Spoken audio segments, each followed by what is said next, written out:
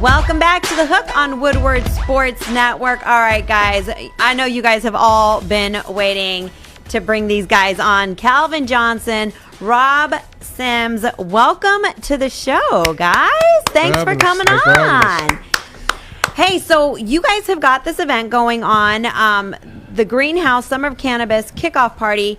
There's a lot going on. You can meet yours truly, Darren McCarty. You can also meet Rob Sims and Calvin Johnson, where you guys are going to be featuring your line, Primitive. Tell us a little bit about your line and what people can expect this weekend. Well, I think we're just, we're just excited to be able to come out to the greenhouse. We're just, so happy that we were invited. D, it's good to see you, brother. Good to see you It's been too. a long time, man. How you doing? Good. And Primitive, we have an authentic brand that really is circles around the us playing in the NFL and us using cannabis to kind of help us cope with pain, chronic pain, and looking to be able to provide a treatment in the future for CTE and other neurocognitive disease like PTSD and stuff like that. So our brand is an authentic brand. We want to help. Just so glad that me and Calvin were able to partner up, and now we've got something that we think is special to share with everybody. So I'm just looking forward to it. I think that it is great to see both of you. So obviously, we'll get to football and we'll let Mads talk maybe next segment. But this is important because this is the people's health and stuff. Yeah. But you guys both made a cognizant decision to make Michigan your home and to do this here. Why? What was your decision, and Calvin? What was it here, and why did this relationship between you and Rob come together? I mean, being able to be around the growing cannabis industry at the time, I guess it started really here in 2008, but it's out in the West Coast. We're able to see it, but I wanted to be able to participate on the ground level. And I just wanted to be able to participate on the ground level. And being here in Michigan, we're able to participate from the ground level, be able to grow this thing, build a team. And that's why Rob is saying it's so authentic because, we use cannabis while we played, and we use it for specific reasons. For me, it's for pain, for chronic pain, things that people deal with on a daily basis, And so, one, we're trying to find solutions for that. Rob mentioned neurocognitive disease and trying to find solutions for that as well. But from our platform, being NFL players, we deal with, obviously, pain. We deal with neurocognitive issues as well. Not only NFL players, you got combat veterans, you got hockey players, you got soccer players, you got athletes in general. So we're just trying to create solutions for the masses and do it in an authentic way, do something that we built out ourselves. I gotta point out, because people out there have to realize is that this isn't like we ain't dropping Calvin and Rob, and this ain't a media thing, and we ain't hanging. There's a good story, and I'm going to let Rob tell it. Is about 3 years ago, remember sitting outside, because I was thinking about how old's your baby now, because the baby's she's 3, right? So we were sitting outside, and this comes to how things come to fruition, and I always say resilient and patient like the plant, but this has been something on your mind. I remember sitting outside, sitting down with you, and to get to this point. So when people have to understand is that we're just the athletes, that we're from Detroit, and you saw how we played on the field, but we're not just about it. We're about it because we care about the human aspect. And talk about the last 3 years and stuff like this from you realizing you can't blaze with the hockey guys. Let me tell the story the right way if we're gonna tell the story. Goodness gracious. So obviously Darren's come over the house to get to meet. I'm of course honored to have a Detroit legend in the house. So he comes to the house and open the door, he comes in, says hi to my family. Just had a baby at the time, or about to have a baby, I can't remember. And I get ready to close the door, and it swings back open. There's 10 guys. He's got 10 guys with him. It's like 8 o'clock at night. They come in bringing cases of weed, and we cases. And let's just say I got smoked out of my own house that night. You know what I mean? But I love it. I tell that story all the time, man. I was so happy to be able to connect with you again and talk about it. But just like you, man, we've been in the you've been fighting for the same fight for a number of years. We're talking 2-3 years now. That we've been in the fight, and I'm sure you've had to overcome a lot of things. We've had to overcome a lot of things, and it's just beautiful to see, man. People don't understand the mindset that the athlete has is just to kind of run through the wall. And it's just good to see you still here in this position, and we're here where we are. And man, just looking forward to hanging out on Saturday. Well, I always look forward. I always say, don't tell me what, tell me who. And get educated, get medicated is another one. But the whole thing is, who are the people behind it? And you look at, these guys. You've seen those. You've cheered for them. You've worn those jerseys or stuff. So why would this not be the opportunity? And the best part, we're going to be out there real. Come out, pet some dogs, man. Yeah. Adopt a dog, Fireworks whatever. at the end of the night. All this stuff, and it's about community, Yep. right? And I think that's a huge thing to you guys also. So talk about like the facility that you have and what primitive, you're able to do, and how people, like they can come to the dispensaries like the greenhouse, but how will they be able to learn more about what you're growing and different things, and maybe mention some of the strains or some of the different tinctures or rubs that you guys got going on? We got a lot of information on our website, primitivegroup.com, our AIG handle @primitive_group. You can find a lot of information there, from our strains that we have going on to timelines, and even new things that we have going as far as some memorabilia and cool things that we can have come up that are exclusive to us, because we can do different things because we're athletes that on this stage in this industry, and like I say, we're here to just improve people's quality of life, and we're going to do that on Saturday. We're going to be out there. Our product will be there at Greenhouse. We're at a couple other dispensaries in the area, 315 and whatnot, and jars and such. But we look forward to the Greenhouse celebration of Juneteenth this Saturday, and just being able to, continue to announce our brand and what we stand for. Guys, I've got a list of questions ever since I started working with Darren McCarty, and I've learned more about this in a healing aspect versus just people using it for fun, right? And something that I would say that's very interesting about you guys that I want our viewers to understand. I know you guys because I come from a football background, right? Fantasy football. I probably know more about Calvin Johnson than you would like me to know about Calvin Johnson, right? And I don't know how you feel about people in the fantasy industry, but boy, do we love you. So, but now, knowing that you guys were going to come on the show, I had to do a completely different type of research on you guys, right? And one thing that I learned is this isn't just something like, hey, you know what, let me just put my name on it and go make some money. You're actually on the board are you currently still on the board? I don't know if you're still serving. I saw that you were on the board, or you still are on? The Michigan Cannabis Association. Are you still on the board? Okay, I didn't know if it was for a short, every year they change the board members or anything like that, but you're on the board. You're working, is it with the Harvard?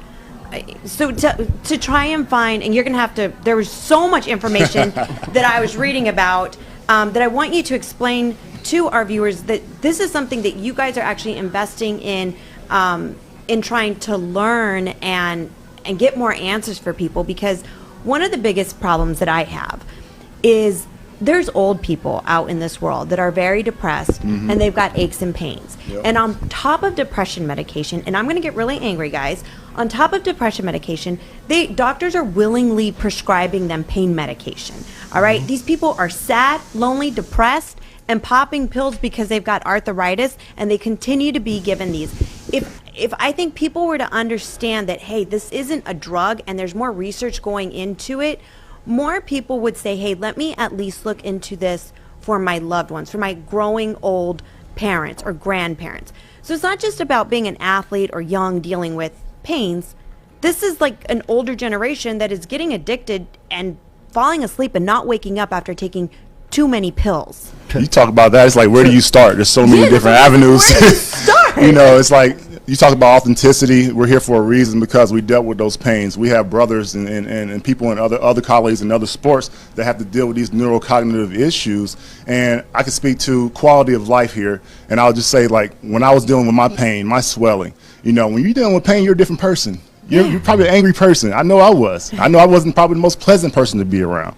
But I have a solution to that now. So having these solutions, and I'll let Rob go into our partnership and consortium that we have with Harvard and whatnot, but just trying to find solutions to things that people deal with every day. Quality of life.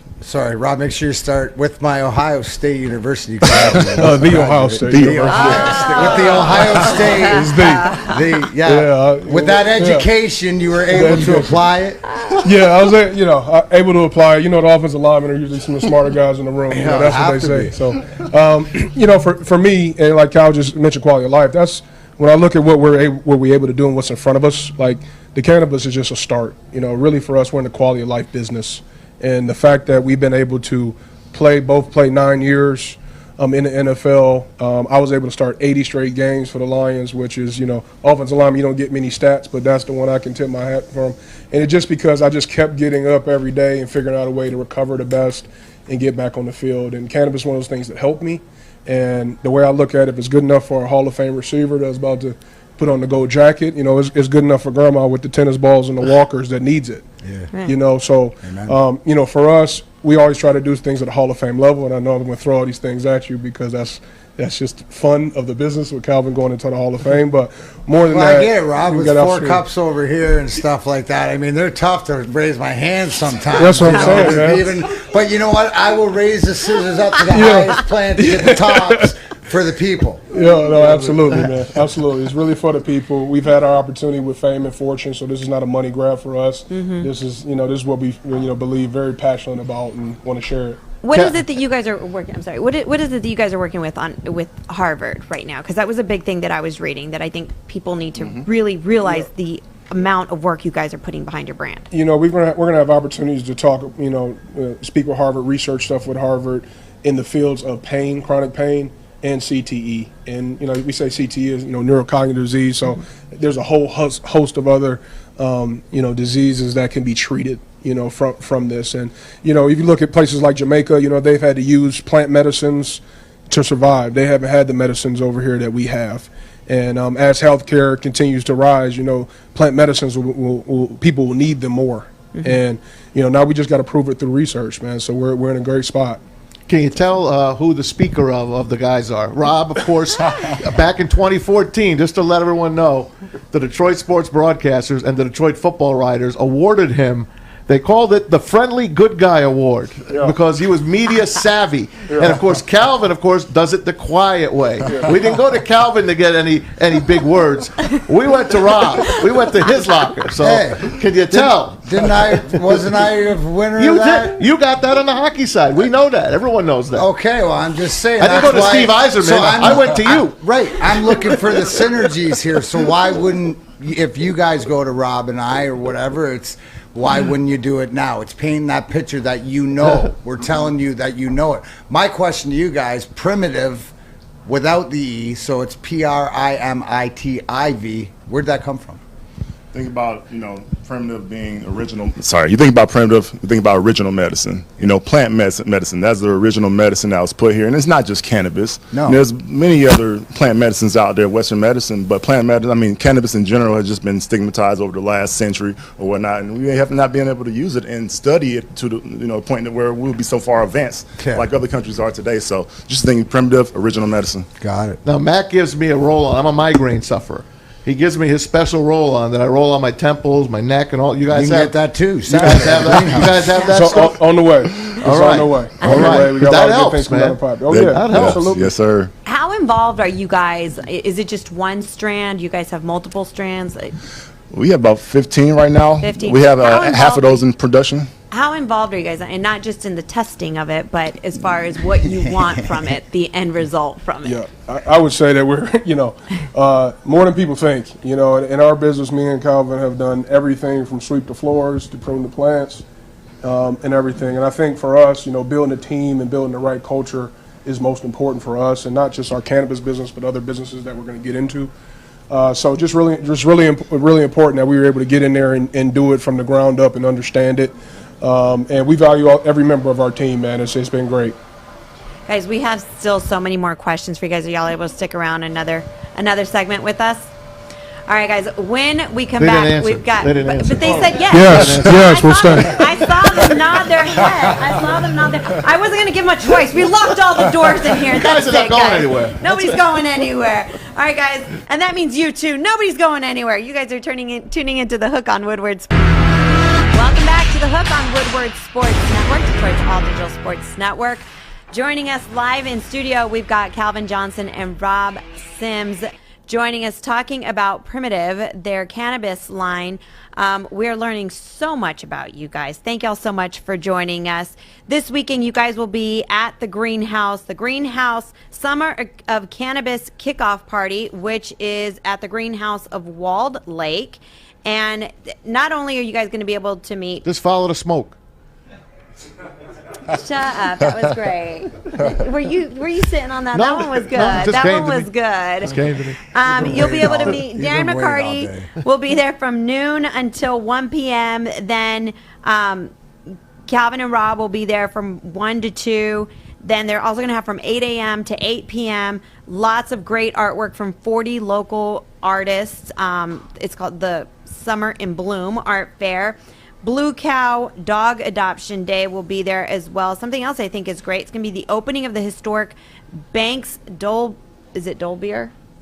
Dolbeer? It's the Banks Oh, House. The Banks House. From the Yeah, that's historic what they know Underground of it. Railroad. Yep. Yeah. Which also was the home of Michigan's first female doctor, Sarah Banks. That's where they got the name. So, and of course, they will have their large annual Walled Lake Civic Fund fireworks show. The Greenhouse put a lot of money into this, into that 100%. fundraising for the Underground Railroad and that Banks House. So Yep. they're So- fully invested in that, and the guys are there to enjoy themselves. And Mac, what are you going to be doing there besides signing autographs?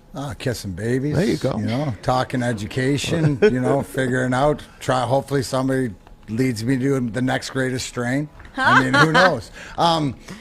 Yeah, I'd be remiss if I didn't ask any football questions, and I got to start with you, Rob, because it's built on the line. What do you see? Not only with the first round overall pick, but my question to you is: how hard is it going to be for Penny Sewell to switch from the left side to the right side, or is it the continuity, or what as a fan do you look for to know that they're on the right track?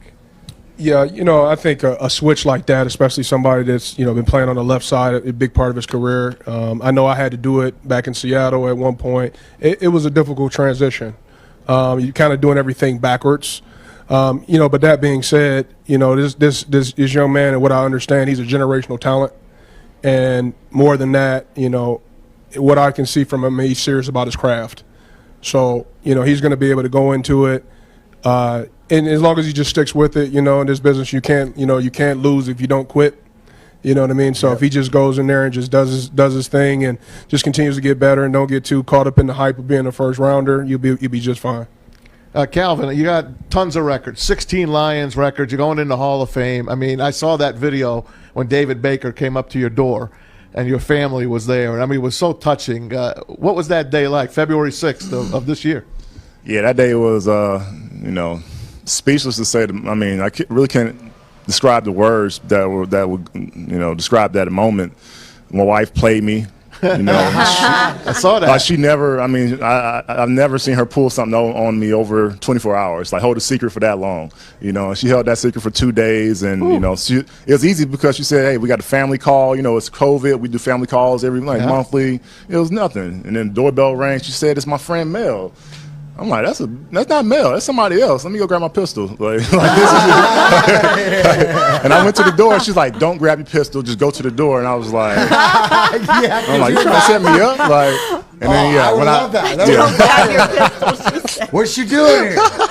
Oh, sorry. Stick him up, David Baker. Stick him up. Oh my God! The most Detroit way to get inducted to the Hall of Fame. Captain's like, what about my boy? What about my boy? You giving him an extra vote? You deserve to be in too. By the way, shout out from our own Chad Johnson. He says, shout out to CJ and Brittany Chad, and the family. man, good people. He wishes he could haven't have seen been him in a here while, today. man. Look forward to it. Yeah. He said he'll get you next time when he gets in town. All good. Hey, I'm Jerry's busy. I'm the old guy here, so I always go back and let's face it. You have a rule named after you. It's the Calvin rule. Take us back to that day against the Bears. I couldn't have, as a fan, I couldn't have thrown more stuff at my TV that day. Yeah, and I still, to this day, that's a catch to me. Randy, I think it's the a question catch. is, did anybody come up to you and say either way, like after everything was Yeah, done. I had officials come up and say a year or two ago that it was actually a catch, that should have been a catch. Of course. And then that day, I'm glad. Thank you for throwing stuff because I wish I could have had stuff to throw too. Oh my God! All I had was my helmet. I only had one. So and then it happened to Des Bryant a yes. couple of years after that. After they screwed the Lions out of a playoff win, the Cowboys went and got hammered the next week against the Packers. So I don't know. It just all comes together. There's so many people that are talking about making a comeback, going back into the NFL. Would you ever consider it? Do you ever think about it? Even if you say nah, do you ever think about it? I mean, of course you think about it, but then once you think about it and you do something like, hey, I go out here and play basketball, and you're like, oh yeah, that's why I stopped playing. Or I do my camps every year, and I'm doing the drills with the kids, and I'm like halfway through, I'm like, yeah, this is why I'm done. I can't even make it through this. Like, hey, us Lion fans, we're jaded. You know, we haven't won a championship since 1957, one playoff win since '92. So we'll go back to it the way all Lions fans feel. Barry Sanders retired prematurely, and Calvin Johnson, to us, retired prematurely. Was it because you just had enough with the team? I mean, I know your body was hurting. Yeah, obviously. My main thing was the body. I mean, there's other factors, but it's the body. I mean, we only get one of them, and like I say, it speaks a lot to quality of life. And like I say, I was not the same person when you're playing mad. When you're not when you're playing mad, because you kind of want to play mad. So you want to play with a chip on your shoulder. But when you're physical, the way you feeling physically changes, alters. You know, you as a person. Wow.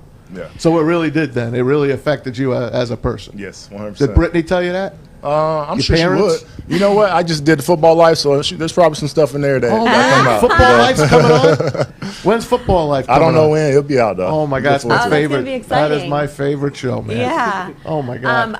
So you don't know what they say whenever they interview like your wife and You know, it's weird for me to sit in there because it just be like all these cameras and you and it's just weird to be in the room.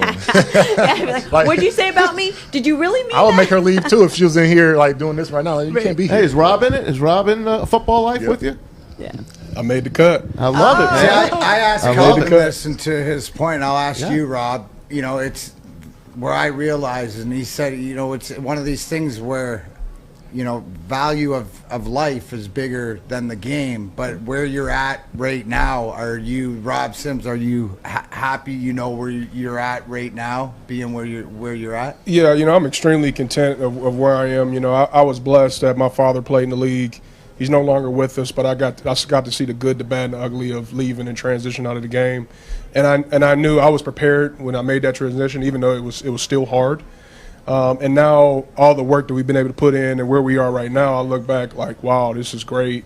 I got something else I can chase, something else I can, you know, try to do, and it's a beautiful thing. So I'm content being Rob and with the 3 kids and the wife, and we just doing our thing, man. Doing I love our it, thing. man. One of the things that you said, Calvin, right now when Tom asked you about you leaving the game and how you felt, I think as fans to the game and the players, we always think, oh, they retired too soon, especially when you're playing fantasy. You retired way too soon, at the top of your game, right? But there's other guys, you know, not just Barry Sanders. Patrick Willis was one of the guys that just recently retired very young, and people were like, what? Do you guys think that if the league was actually to allow players to take cannabis as a form of treatment, that players would be staying a little bit longer? You know, I do. I think so. For this reason, man, there's a lot of untold stories I'm sure Darren could attest to that guys get messed up on opioids and stuff like that, trying to recover, trying to stay on the field or the ice. And this is something, to me, is very natural and safe.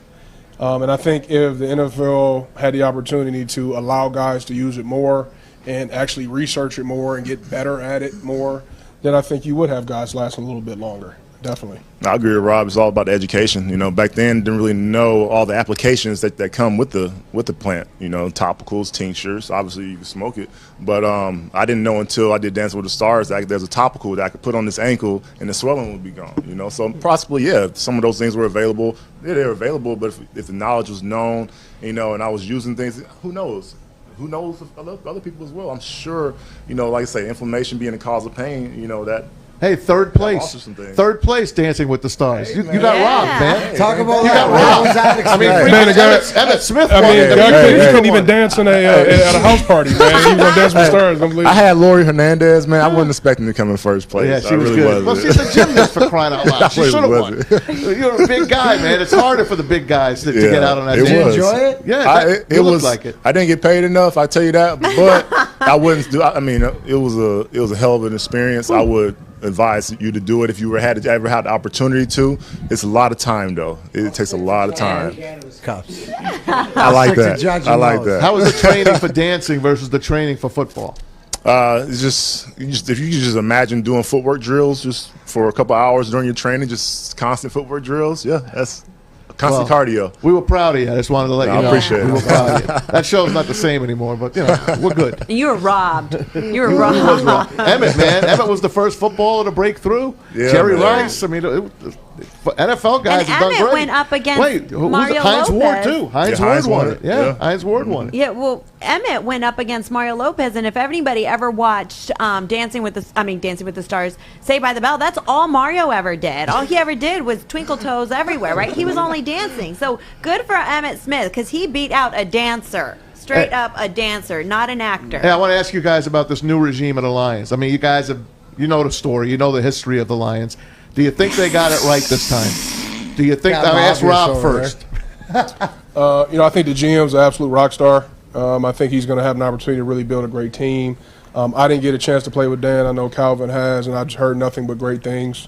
But we got to. It's always an uphill battle in Detroit. It just is. Go back to the rule that we were talking about with the Calvin Johnson rule and all that. I mean, that happened numerous times when we're playing. So they're going to need to get some help from some other folks too. But I think they're on the right track. Calvin, what do you, or both of you, what do you look at as a former Lion and as a Lions fan as a successful year? Or what would you tell the fans, okay, watch this, look for this, because it is a retool, rebuild, whatever. I would say look at my offensive and defensive line, see what the status of those guys are. I mean, like Rob said, and like we all know, it happens in the trenches, man. When we lost our defensive line right before I left, I think your year, when you left, they dismantled the whole defensive line. Sue gone, Fairley gone, C.J. Mosley gone, and we didn't refill them. So you're not going to win like that when you don't have prominent players at those positions. Yeah, we need receivers and quarterbacks and stuff like that, but you got to move the ball too. How close was that team, man? They lost to the Cowboys, but if that team stays together, that's a Super Bowl team.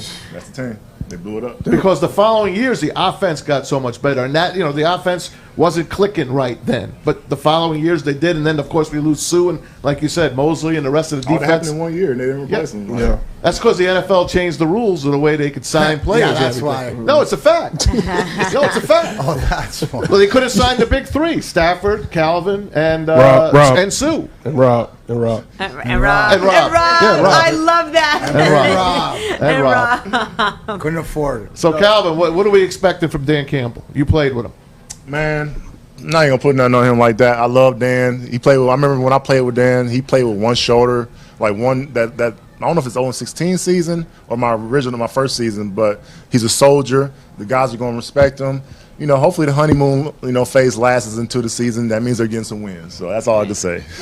Mac, you want to wrap it with your cannabis for the weekend again? Yeah, exactly. So on Saturday in Walled Lake at the greenhouse, Primitive, which is the company owned by Rob Sims and Calvin Johnson. Yes, your two favorite Lions. Exactly. We're going to all be there for a whole day Juneteenth party. Now, what would you, I'm going to ask you on the way out, what would you like people who have questions? I always say, I'm not here to argue. I'm here for what do you mean by that, right? What is one of the things as far as the questions that people who are curious about even at the beginning? What are some of the questions maybe that you like to answer or to get into it? Because it got you and I, we all got down our rabbit holes, Yep, right? To me, it 100%. was, do you know what an endocannabinoid system is? Exactly. Like why it works. You got to know why it all works and all the things that you were talking about earlier. But is there anything with Primitive or what you mentioned before, but specifically just through education, the stuff that we'll be talking about Saturday? Yeah, I think Cannabis is one thing, but I think the other thing that we're trying to do here that's different is, we're running a business, and we've been teammates for over 10 years now, and we want to just continue to show people that we're legit in this space, and that we're bringing out something authentic and it's real. And it's just excited about where we are. We got a lot more hills to climb, a lot more things to conquer, but that's all right with us. Love it. Yeah. Hey, I can't let you go without Matthew Stafford. He's gone. Are you happy for him? Yeah, I was talking to Matthew yesterday, man. Oh, sorry. Yeah, I was talking to Matthew yesterday. Matthew's doing well. I'm happy for him because he's happy that he's out in California. Him and his beautiful family, they're loving their time out there. So, when he's comfortable, he's good where he's at. You can only expect good things from him. So I look forward to seeing him out there. And plus, on top of that, we got a friend out there in receiver, Van Jefferson. Sean Jefferson. He was my receiver coach in Detroit for a long time. His son is playing with Matthew now out there, so that's pretty cool. Out of Orchard Lake, St. Mary's. There you go.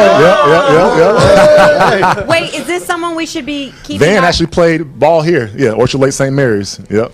Is this someone we need to be? Are you a little jealous of Matthew that he got to go to another team? You know what? It sucked that they didn't let me go, but they let Matthew go. But hey, it is what it is. I'm not mad at Matthew. I love Matthew. Did you want to be a Raider? Man, I would have went anywhere. Come on, what was your top 3 picks? I honestly, I didn't have the top 3 picks. Just guys that I would have loved to play with. Like the top quarterbacks in the league. Obviously, Matthew was one of them. But we play against Aaron Rodgers every week. Yeah. So playing with him, Drew Brees, I played with him in the Pro Bowl, so that's cool. Just guys like that. You just you dream. You can always dream. I know, but did you ask? Did I ask? Yeah, when they wouldn't at the end there when it was time to retire.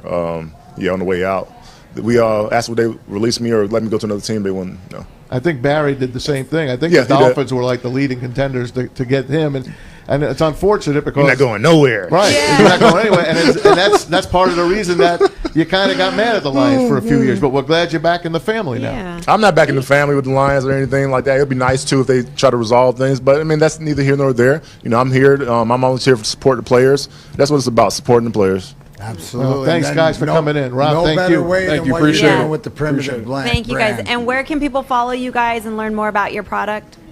Follow us at Primitive Group, primitive_group. Primitivegroup.com is our website. And just follow along, and we'll be posting and keeping up to date with the things that are going on Primitive. And we'll see you Saturday at the Greenhouse in Walled Lake. Absolutely. Yeah. Looking forward to seeing y'all Greenhouse Saturday, Juneteenth. All right, guys. We got a brand new tent. What did you say? We got a brand new tent. So I'm excited about our tent. You'll see it.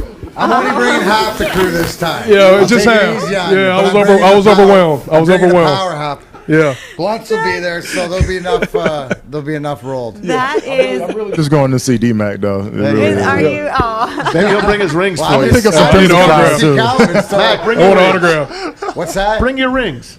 Yeah, bring your rings, man. We got you. Dude, if you think that those aren't in safety deposit box way away from me, you gotta be fucked. Dude, I would have had those sold, passed out, whatever. Dude, those are way above my pay grade. Oh, man. I just make it. For the rest of you.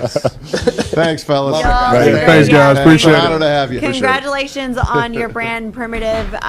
People can check out their website, primitivegroup.com. Follow them on social media at Primitive Group. And, of course, go to the Greenhouse Summer of Cannabis Kickoff Party at the Greenhouse of Walled Lake this Saturday. Great stuff happening it's 8 a.m. is when the party starts. You don't want to miss that. So don't go anywhere. We've got so much show left for you guys. You're tuning into The Hook on Woodward Sports Network.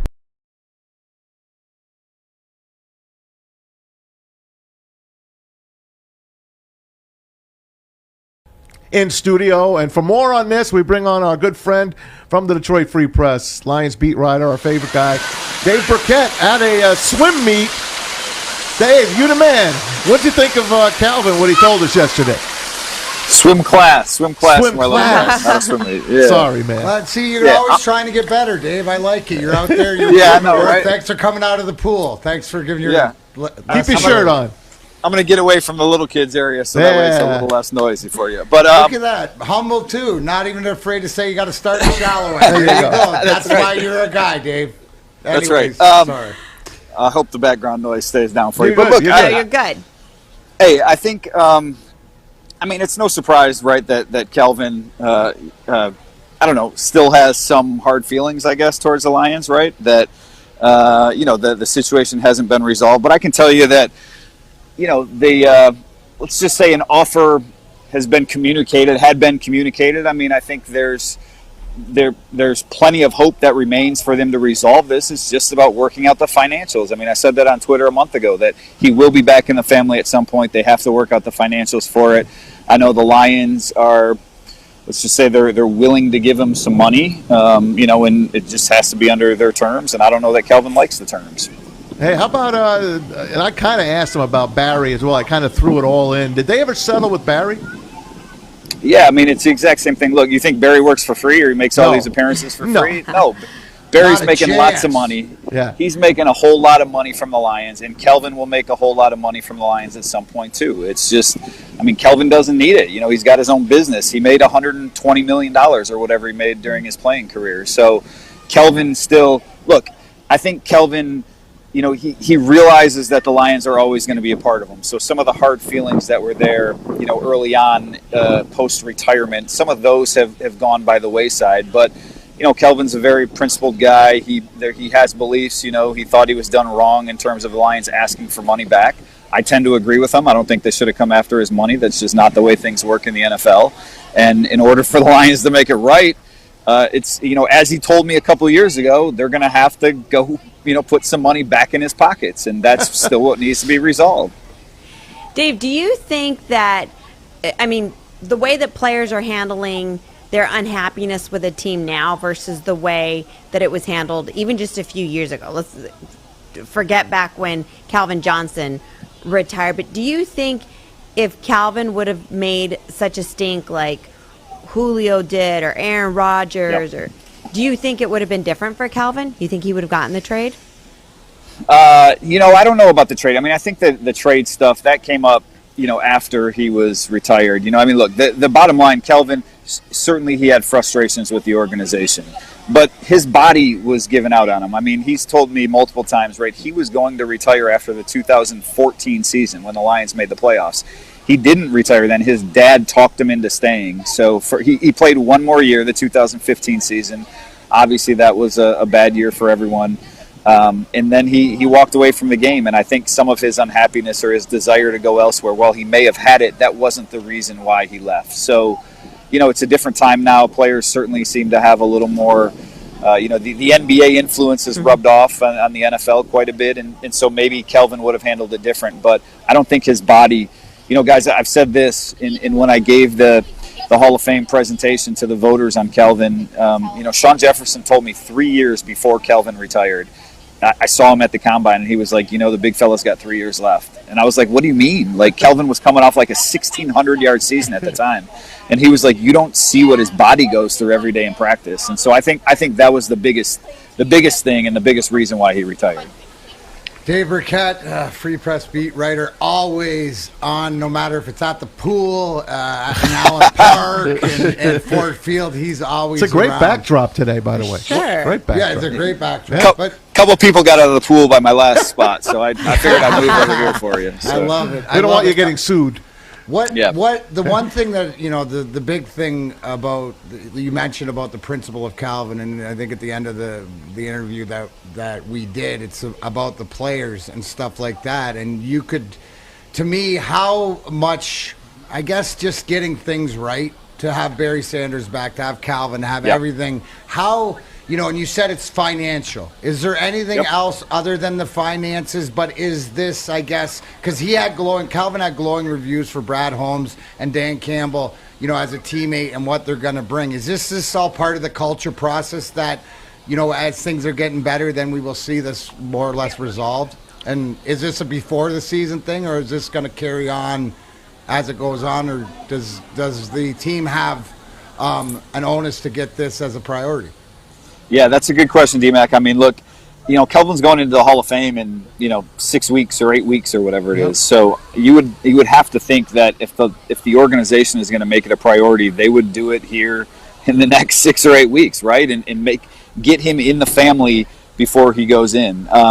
I know the organization will be a part of his Hall of Fame celebrations. They will have people down in Canton, and that's what I mean. That the relationship has been repaired to a certain extent, but they're never going to be wholly compatible until the financial component is resolved. And I know Kelvin feels strongly about that.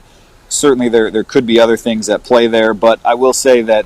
At least there is an open line of communication, or has been, between Kelvin and Sheila Fordhamp, and so maybe that's at least why some of these things have started to trend in the right direction.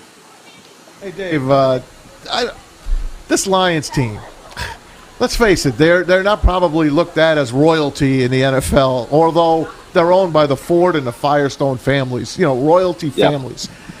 Why would they do that? What they did to Barry and to Calvin, it's a bad look. You got Jim Irsay in Indianapolis giving Andrew Luck his entire contract when he retired. I don't get it, man. It's a terrible look. How do they expect anybody to want to come play here?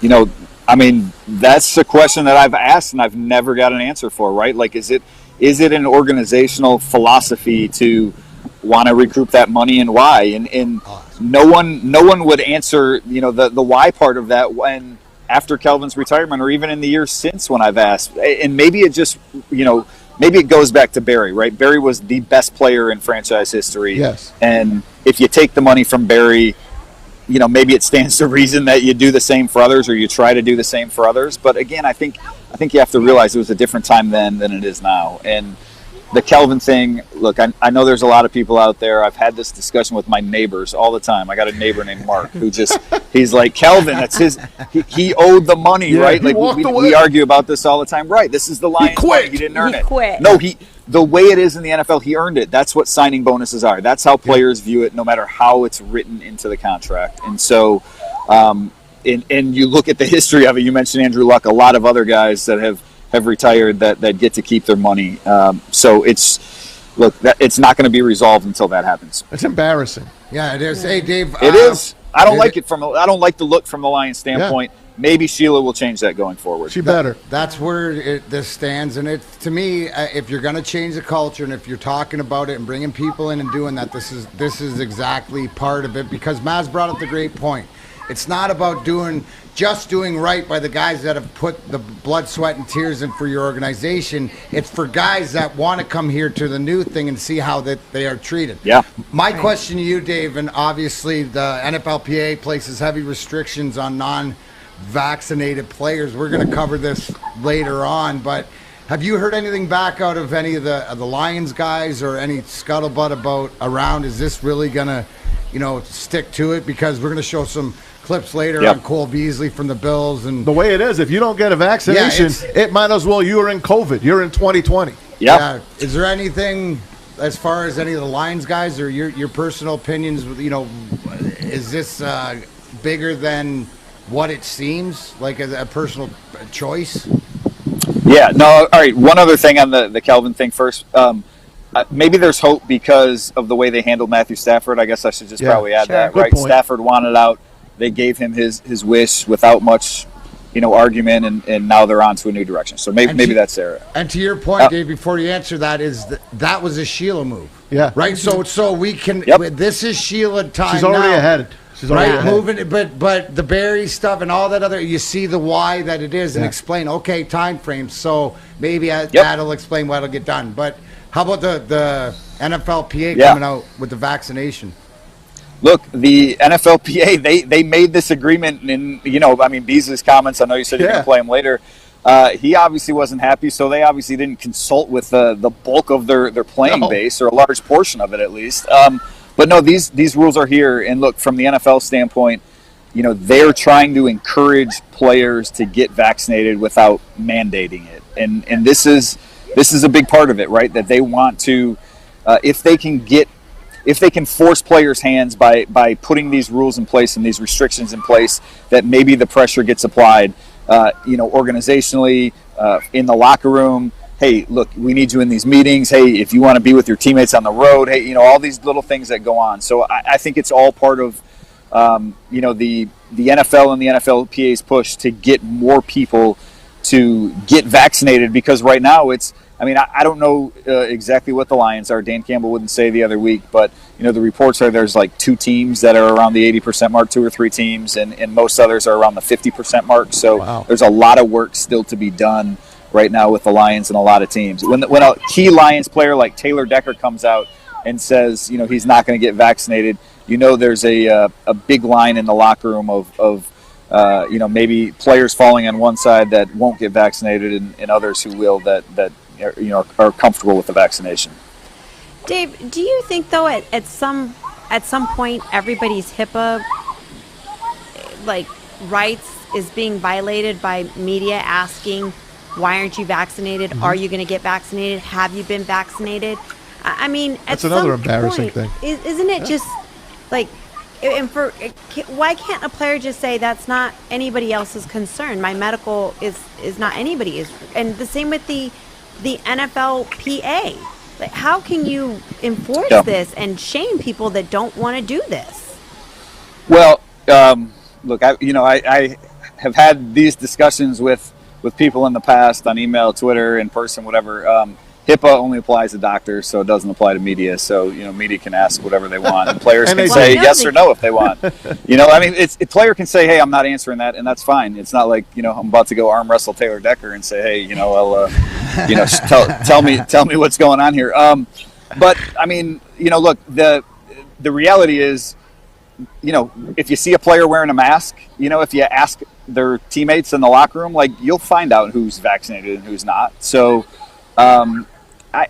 this is just such a hot button topic, issue for a lot of people in the world today of the vaccination, whether they should, whether they shouldn't, and it's no surprise that it seeped into professional sports. But I think when you look at the NBA playoffs, right? If Chris Paul is going to miss time or could miss time because of COVID-19. Mm-hmm. I mean, maybe you're doing your teammates a disservice too by not getting the vaccination. Maybe there's a selfish component that people in the locker room would try to encourage you to do that too, because you miss a game, a key game, some time. Maybe that impacts what happens in the locker room as well. But I mean, there's plenty of cases where people get the vaccine and then still get COVID. Sure. So it's one of those things where I feel like it's very unfair in my opinion, and to force a player to have to basically get this, or they're going to be shamed and scrutinized. Yeah, I'll get into this, but the key point, Dave, is what you said at the beginning. Looks like the NFLPA, which doesn't have the greatest reputation, Players Association didn't talk to the players. That's the whole miscommunication here. And D-Mag, it, right? I mean, that group is supposed to look out for all the players, and maybe they feel they are, right? Maybe they're. That's how they feel they're going to keep their group of players healthiest, is by encouraging vaccinations. So, but when you have a large portion of the player base that doesn't want to get vaccinated, that's up to the NFLPA to fight harder for that on behalf of those players. Right. And so I think Cole's comments and his anger towards the Players Association, I understand why he has that. And he wasn't alone, I'm sure. Hey, how are the Lions going to handle the fans coming into the stadium? Because Buffalo is not letting anyone in unless you show proof that you are fully vaccinated. What happens here in Detroit? Yeah, yet to be determined. Look, I mean, I think it'll probably end up being like a lot of places, right? You're supposed to wear a mask if you're not vaccinated, but how are you checking that? I don't know. Now, the closer you are to players, maybe there is a little... maybe that, there's a sticky, line there too, because look, in training camp, they can keep players. I forget what the distance is, right? They have to keep fans 20 yards away or whatever it may be. That's what it is. If you're sitting in the front row of a stadium and around the, the tunnel, like there could be, contact there with players, or maybe you're close enough that it could be an issue. So I think that's something that the Lions and other NFL teams have to find a solution to before the season opens. Hey, last question before we let you get back in the pool, Dave. No pool for me. No, I know. Listen, water wings. Listen, not today. The circus, man, is still in town. Sean McVay backpedaling, complimenting Stafford, and then coming back and saying, look, I didn't mean anything against Goff. What's your whole take on the three-ring circus that is those three guys? I heard a great quote the other day, just since you mentioned the circus. It was... You know, if you're sick of the clown, sometimes you got to leave the circus, right? You know, you ask yourself why you're still in the circus. Look, I mean, you know, Sean McVay's comments sure seem to be a little bit of a shot at Jared Goff, right? And it's no secret that Sean and Jared Goff weren't seeing eye to eye at the end. And it's cool. They go, they're separate ways. It happens in sports all the time. Look at Andy Reid, right? I think his comments about LaShawn McCoy were, that's how you handle it, right? Hey, good luck to you. I wish you well. We're on to, you know, the Belichick line. We're on to whatever's next. But, you know, Goff, in talking to Brad Holmes this week, look, Jared Goff is a guy that is going to be on a mission this year. He's got a chip on his shoulder.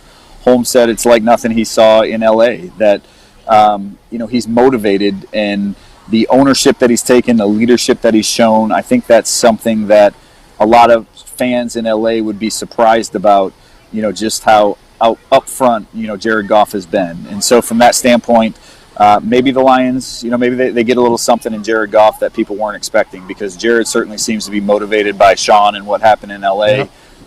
And guys, you know as well as I do, this is not going to be the end of it. The Lions play the Rams, of course, so this subject is going to come up again. Yeah. Can't wait, man. Well, we showed the Madden video yesterday of Akuda picking off Stafford. Yep. You know, so we're all excited. I mean, that could be our Super Bowl. Who knows? But we'll take it. And to that point, Dave, did you notice that from, like, as a player, when you are wanted, right? When you, like, for me, I'm speaking as Darren McCarty.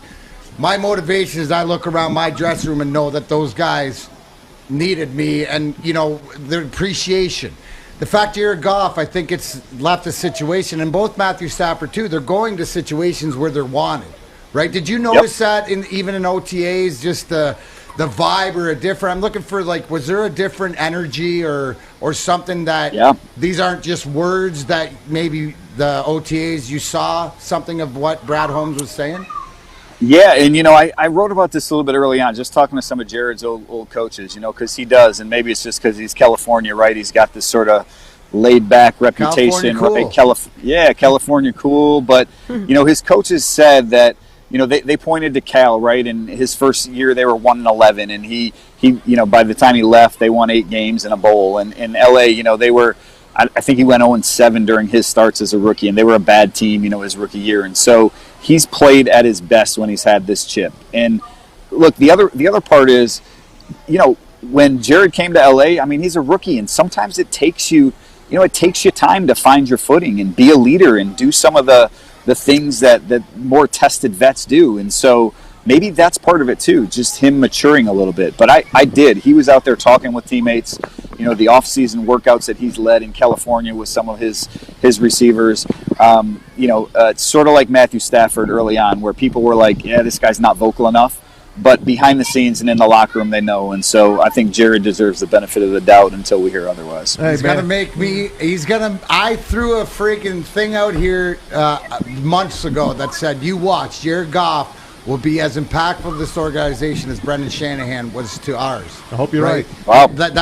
No, and I'm saying that, and you're telling me that it's put it in motion. So thank you, Berkey. As always, buddy. As always. Hey, they got to win. They got to win like you guys used to win for that to happen. No, but you're right. It's setting the culture, though, right? And I guess the expectation isn't to come in and win a championship, but it's setting the culture, and it's that leadership to what you said. And when guys have chips on their shoulder and they go to where they're appreciated, that's when great things can happen. I'm permeating over here. Thanks, buddy. Woohoo! You got it. We'll see you guys. Thanks, Dave. Thanks, we'll Dave. see you at minicamp.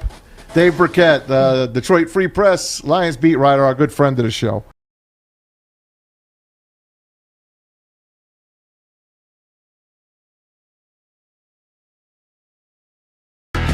Welcome back to The Hook on Woodward Sports Network, Detroit's all-digital sports network.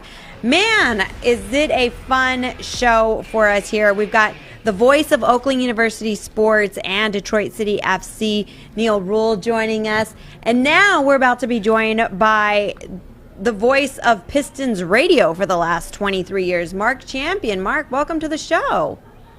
It is great to be with you.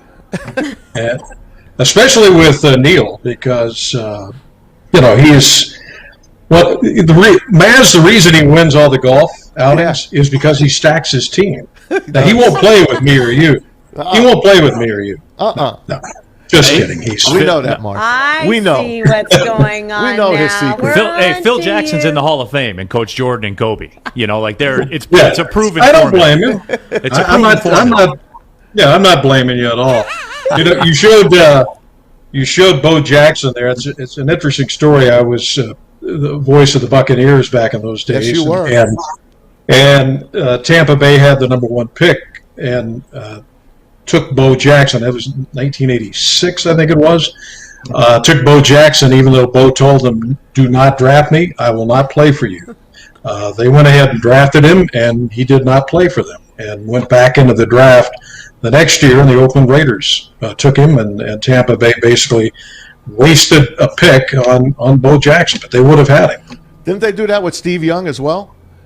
Well, no, Steve Young, the Bucs signed him as a free agent out of the USFL, and he played two seasons, 85 and 86. Yeah. And the team was terrible, had back-to-back 2 and 14 seasons.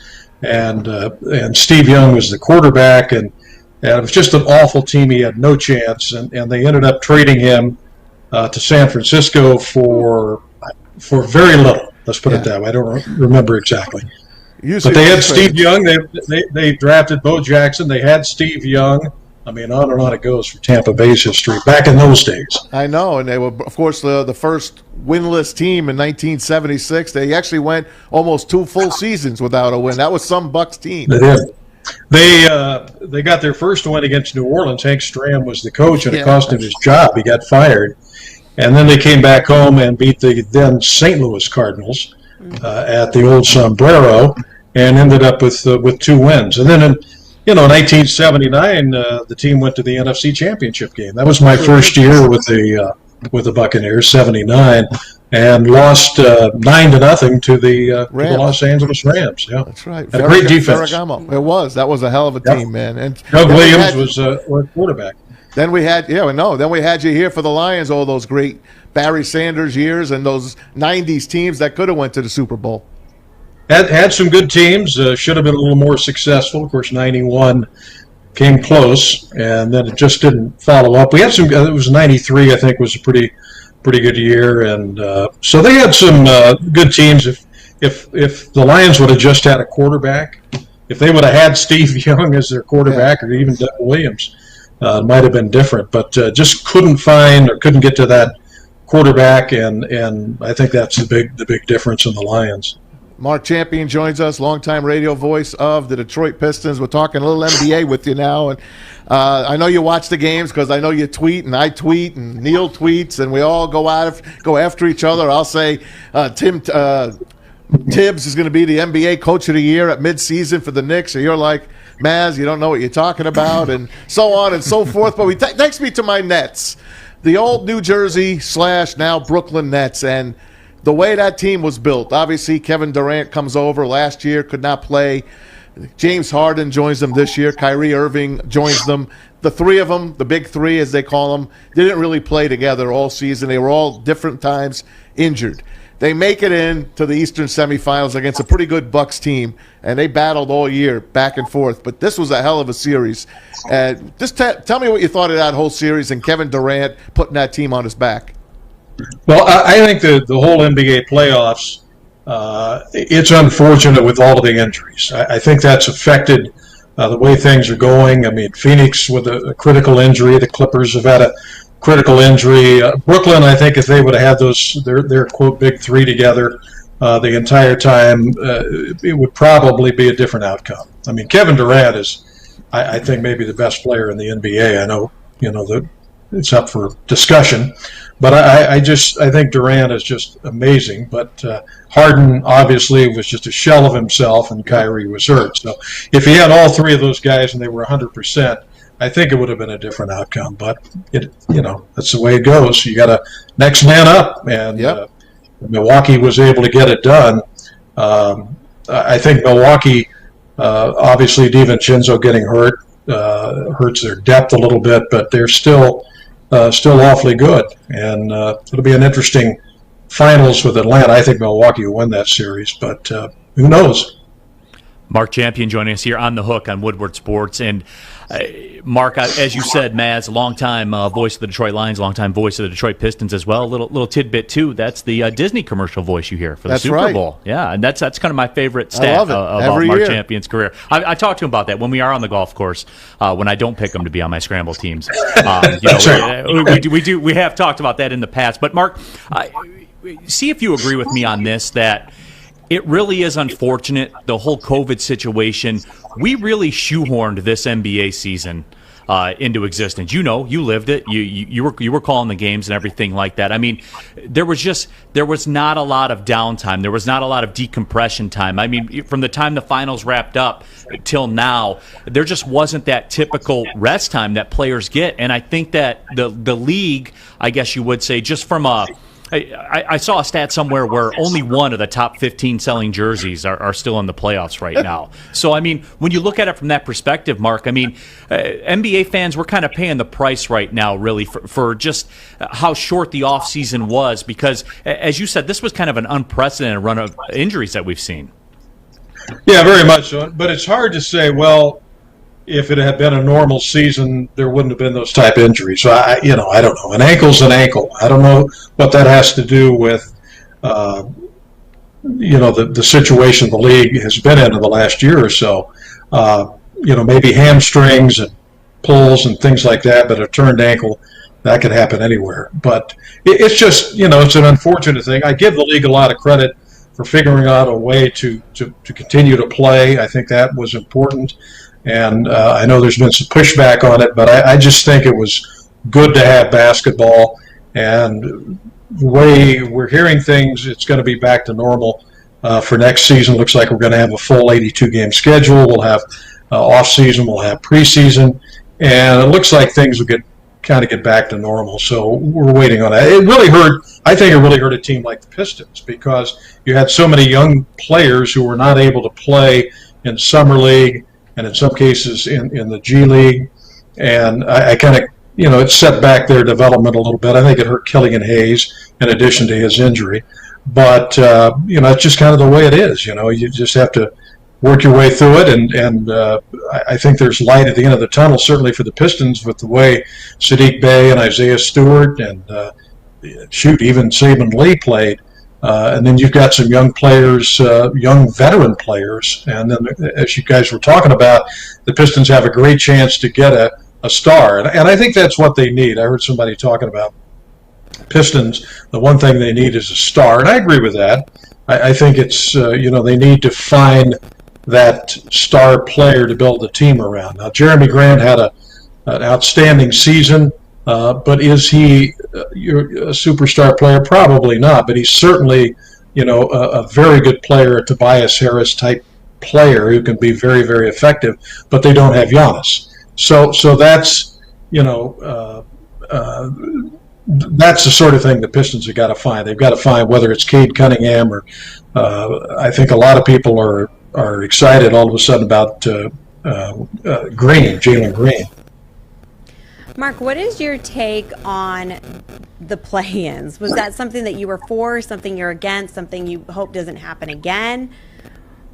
I feel like there's so many mixed emotions on how people felt about it. Personally, I kind of liked them. I loved them. I agree with you. I didn't think I was going to like them, but I liked them. Yeah. No, I agree with you. I think it's a good thing. I think it maybe goes to we'll have less of the tanking issues of teams trying to lose on purpose.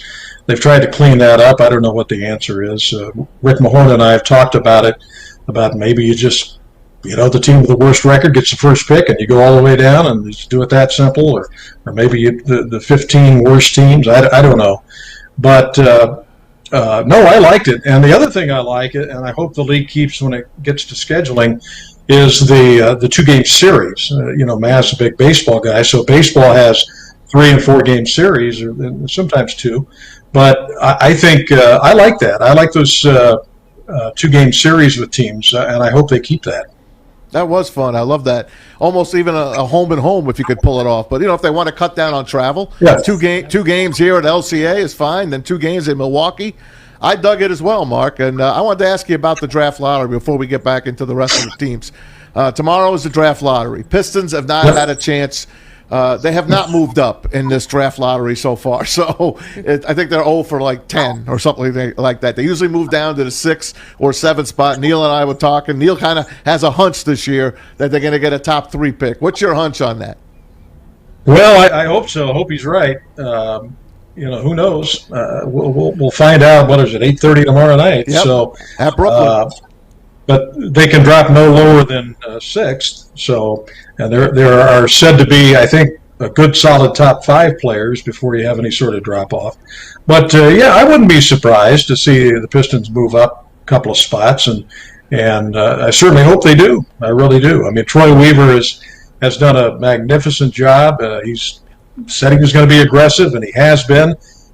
He said there probably will not be as much movement this offseason for the team, but there's bound to be some changes in the roster. But I like the building blocks that this team has. Again, if we get that star player and add a few others here and there, I think things will be fine. But I hope, Neil, I hope you're right, man. I hope it's top 3.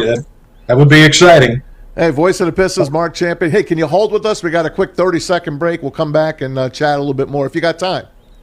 Oh, I'm going to just look at my Cub hat. Okay. And, Attaboy. I know you're a Cub guy, and they're having a pretty good year. I loved watching them against the Tigers, by the way. Go Cubs. Go ahead. You and Swirsky, both of you.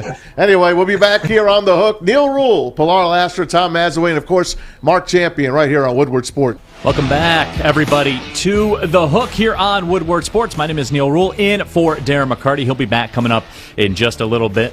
Pilar with us, as always, Tom Mazaway as well, and we're joined by Mark Champion, the radio voice of the Detroit Pistons, a long time with the Detroit Lions as well, Tampa Bay Buccaneers. He's done it at a high level for a very, very long time. And Mark, we touched very on long, very long time. You love it. You love it. What else are you gonna do? Well, Matt, I mean, Mark, it's the best job in the world, isn't it, man? I mean, especially being in the NBA and Giannis and LeBron and Maz. Maz has been kind of lamenting Utah and everything like that, and talking about these big leads that have been blown in the NBA playoffs.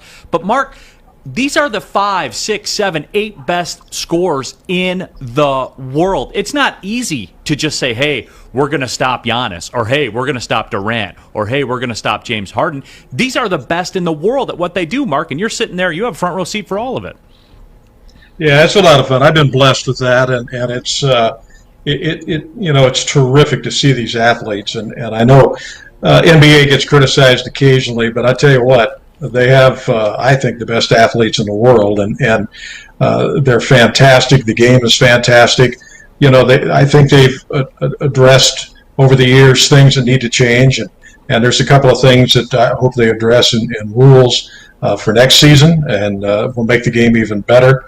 But it's so much fun, and it'll be nice to get back to actually being in the arenas. Now, we were for the Pistons home games, but not for the road. I was sitting in a studio at LCA with Rick Mahorn, which is no bargain, by the way. Not at all. But Not at all. no, Can't confirm. I can't even call him without him breaking my balls. He's the best. I can't. He's the best. He's the best. But sitting in a studio calling a game off a computer screen is not the best way to do things. But I understand, by the way, that the radio crews left the Final Four are going to be allowed to travel. So that's good news. And that means Al McCoy, at age 86 or 87, whatever he is, still getting it done. And our man Steve Holman down in Atlanta, who's got that consecutive games broadcast streak going. And the young guy, Noah Eagles, 22 years old, and doing extremely well. He'll be on network TV before all of a sudden. Yeah, he did the Nickelodeon NFL game this year. He did a great job. Yeah, I'll tell you what. This guy in your studio here, Neil Rule.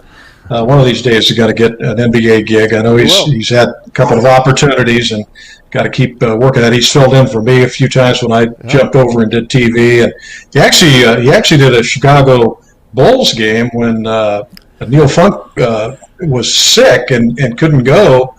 And so Chuck Swirsky jumped over to TV, and they called Neil. Luckily, he wasn't out on the golf course, and he was able to jump in there and I was on my way. jump in there and do Yeah, and do the broadcast. So he's known out there. It's just a matter of finding that opportunity. Hey, I appreciate those words, Mark. Thank you. Speaking of talented voices, how about Marv Albert? One of my faves. I grew up listening to him. He's the best. He's doing his last series coming up here, the Eastern Finals.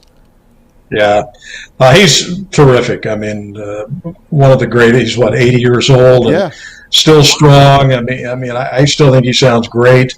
The other guy is Hubie Brown. I mean, he's 86, 87 years old and absolutely fabulous.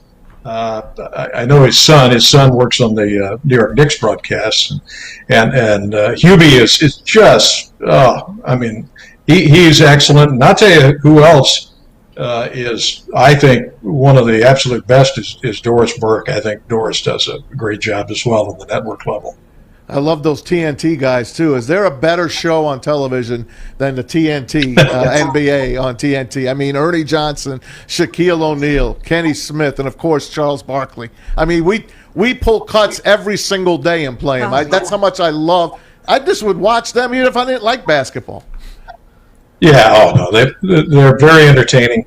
And, the NBA, the whole NBA package, I think, is fantastic and only getting better, and the talent is so good, and it's going to be interesting. What is it? It's either next year or the year after the one and dones kind of go away, and the superstars like LeBron can come directly out of high school and into the NBA. So that's going to be interesting. And obviously, I know Greg Campy and some of the college coaches know that the landscape in college basketball is going to change dramatically as a result of that. Yeah, and to be honest with you, I'm kind of happy to see that because they always say, right, like the NCAA always talks about you have to treat the student athletes the same way as a regular student body. And if there was a chemistry whiz that was in college and say DuPont or Dow Chemical wanted to hire them, they could. I mean, theoretically, they could just leave college. So if a regular student can do that, why can't a player? Why? I mean, what is the difference? Why do they have to stay to where a regular student, if they were a piano prodigy or whatever, they could leave and go to work? I don't understand how you can stop someone from saying, hey, I want to go make a living, and this is a quote-unquote free market society we live in. I've never understood how you could stop that. I mean, I have my ideas that, and Mark, you know this, sometimes you have to protect owners from themselves, I guess you would say. But with all that being said, I never understood that, how you could say no. And baseball does the same thing, Maz. As you know, if you go to college, you're obligated to be there for 3 years. I don't understand it, man. If you're talented, if you're a regular student, you can go. Why can't you go if you're a student athlete? Yeah, I think the only negative about it is the fundamentals. Players come out, are they fundamentally ready for the next level? I think that is a concern. So that would be the only negative to it. I mean, you do have the G League. Players right now are actually going to the G League Ignite program, and so it's going to be interesting going forward to see what happens. But I was looking at the top 5 or 10 players available for the draft. They're all 18 and 19 years old. I mean, it's just unbelievable. Mark, one of the questions that I like to ask legends that have been in the industry for a long time. So before we let you go, I have to know. Give me one of your greatest memories that you woke up after some great something that happened and you were like, wow, this is real. This is my life. I am living the dream. That's a good question. Very good question. I think mine is more of a body of work. I've just been so blessed to do a number of things in a number of different sports. I think my body of work with Barry Sanders to have called every run that he ever made. I think that's a blessing. It was just fantastic, and you don't think about it until after it's all over, and you look back on it and say, "Wow!" And so I think that's one. The Disney thing you brought up. I mean, that's been an honor to do that over the years. To do the Disney commercials, such an iconic thing to know I've my 4 seconds worth. With the iconic line, and so there's that. I mean, I had a chance for CBS Radio to work the 1997 Masters Golf Championship, and that was where Tiger Woods won his very first Masters. So it was great to be part of that. I did a NFL game for Westwood One over in Europe, in London, at I'm not sure it was the old Wembley or the new Wembley. That was the first NFL regular season game outside of North America. And so I in this business long enough, and you have a lot of talent. I don't know what mine is, but I've been blessed to do a lot of things, and now with the Pistons to be part of a championship in 2004, and hopefully get back there again. I mean, it kind of goes on and on. It's hard to narrow down to one person or one event. It's all good. Well, happy to have you, and happy to hear your voice all this time here in Detroit. Was Super Bowl 21 the first Disney? Was it Phil Simms? Was that your first Disney? I believe it. Yeah, I think so. I think it was Phil Simms. And back in those days, we used to do the NBA as well. And I think the last year we did the NBA was Michael Jordan. Michael Jordan's last year in 98, I think it was. And so we used to do that. We did baseball. We did some baseball. We did Miss America one time. Oh. Betty Sue Smith, you just won Miss. So they all had three names. Of course. All the Miss America candidates, three names. But a lot of fun. A lot of fun.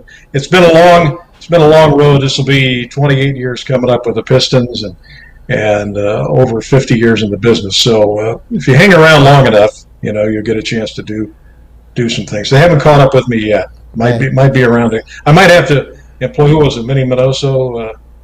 Was it Minnie Minoso or no? Who was it who said, "Don't look behind you"? Somebody. Page. Satchel Paige. That's right. Yeah. Satchel Paige. Don't so I try not to do that. All right. Hey, we appreciate you coming on, MC. You got to give us a holy mackerel before you leave, by the way. Holy mackerel, Neil. There you go. When are you going to call me for golf? There you go. We got to tee it up. I'm actually, let's. I'll get you out over at the Orchards by my house. I'll call you, all right? Absolutely. I'd love to play. Now, I play from the senior tees. Yeah, well, you're buying the drinks, too. I'm 71 years old, so I got to get some help. No, that's the forward tees. We'll call that one. They're not senior. The forward tees. Yeah, it's not an age thing, Mark. No, it's on me, but you'll pick up the bar tab.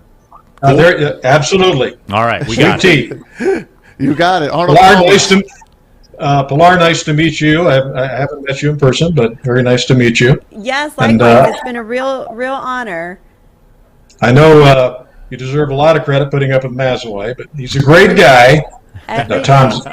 Tom is a great guy. Great guy. Really we had a chance to work together a few times, so he's the best. Even though he is a Yankee fan. That's right. I mean, listen, if we must all have our flaws, right? We all look past it. Exactly. All right, MC. We'll see you again, man. Appreciate it, Mark. Yeah. Good luck on the Pistons this year. Come on now. Appreciate it. Let's get a superstar.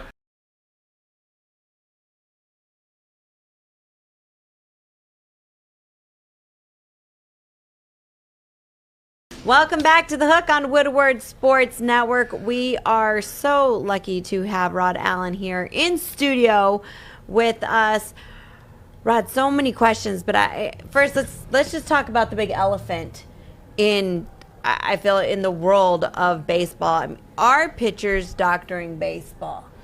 Well, I think they are. I think Major League Baseball knew that it was a problem, and at the beginning of the season, I think they called all 30 managers and their bench coaches, and they told them that they were going to start, doing some things to try to figure out how rapid the problem was. Mm-hmm. Throwing out some baseballs, different things like that. They weren't necessarily pointing out players as they threw out some of Trevor Bauer's baseballs early. Everybody thought they were targeting him, but they weren't. They were kind of looking at the situation and what the problem is. But the fact of the matter is it's tougher to hit now in baseball than it's ever been, and they have to find out exactly what the length of the problem is. There is a problem, and they're trying to figure it out. Well, Garrett Cole was called out by the Twins the other day, last week. Remind people who Garrett Cole is. He is the $324 million pitcher for the who, Tom? The New York Yankees. Who cares, Tom? Who cares? He was the Houston Astros, won the Cy Young. This guy is the best pitcher in baseball right now, bar none.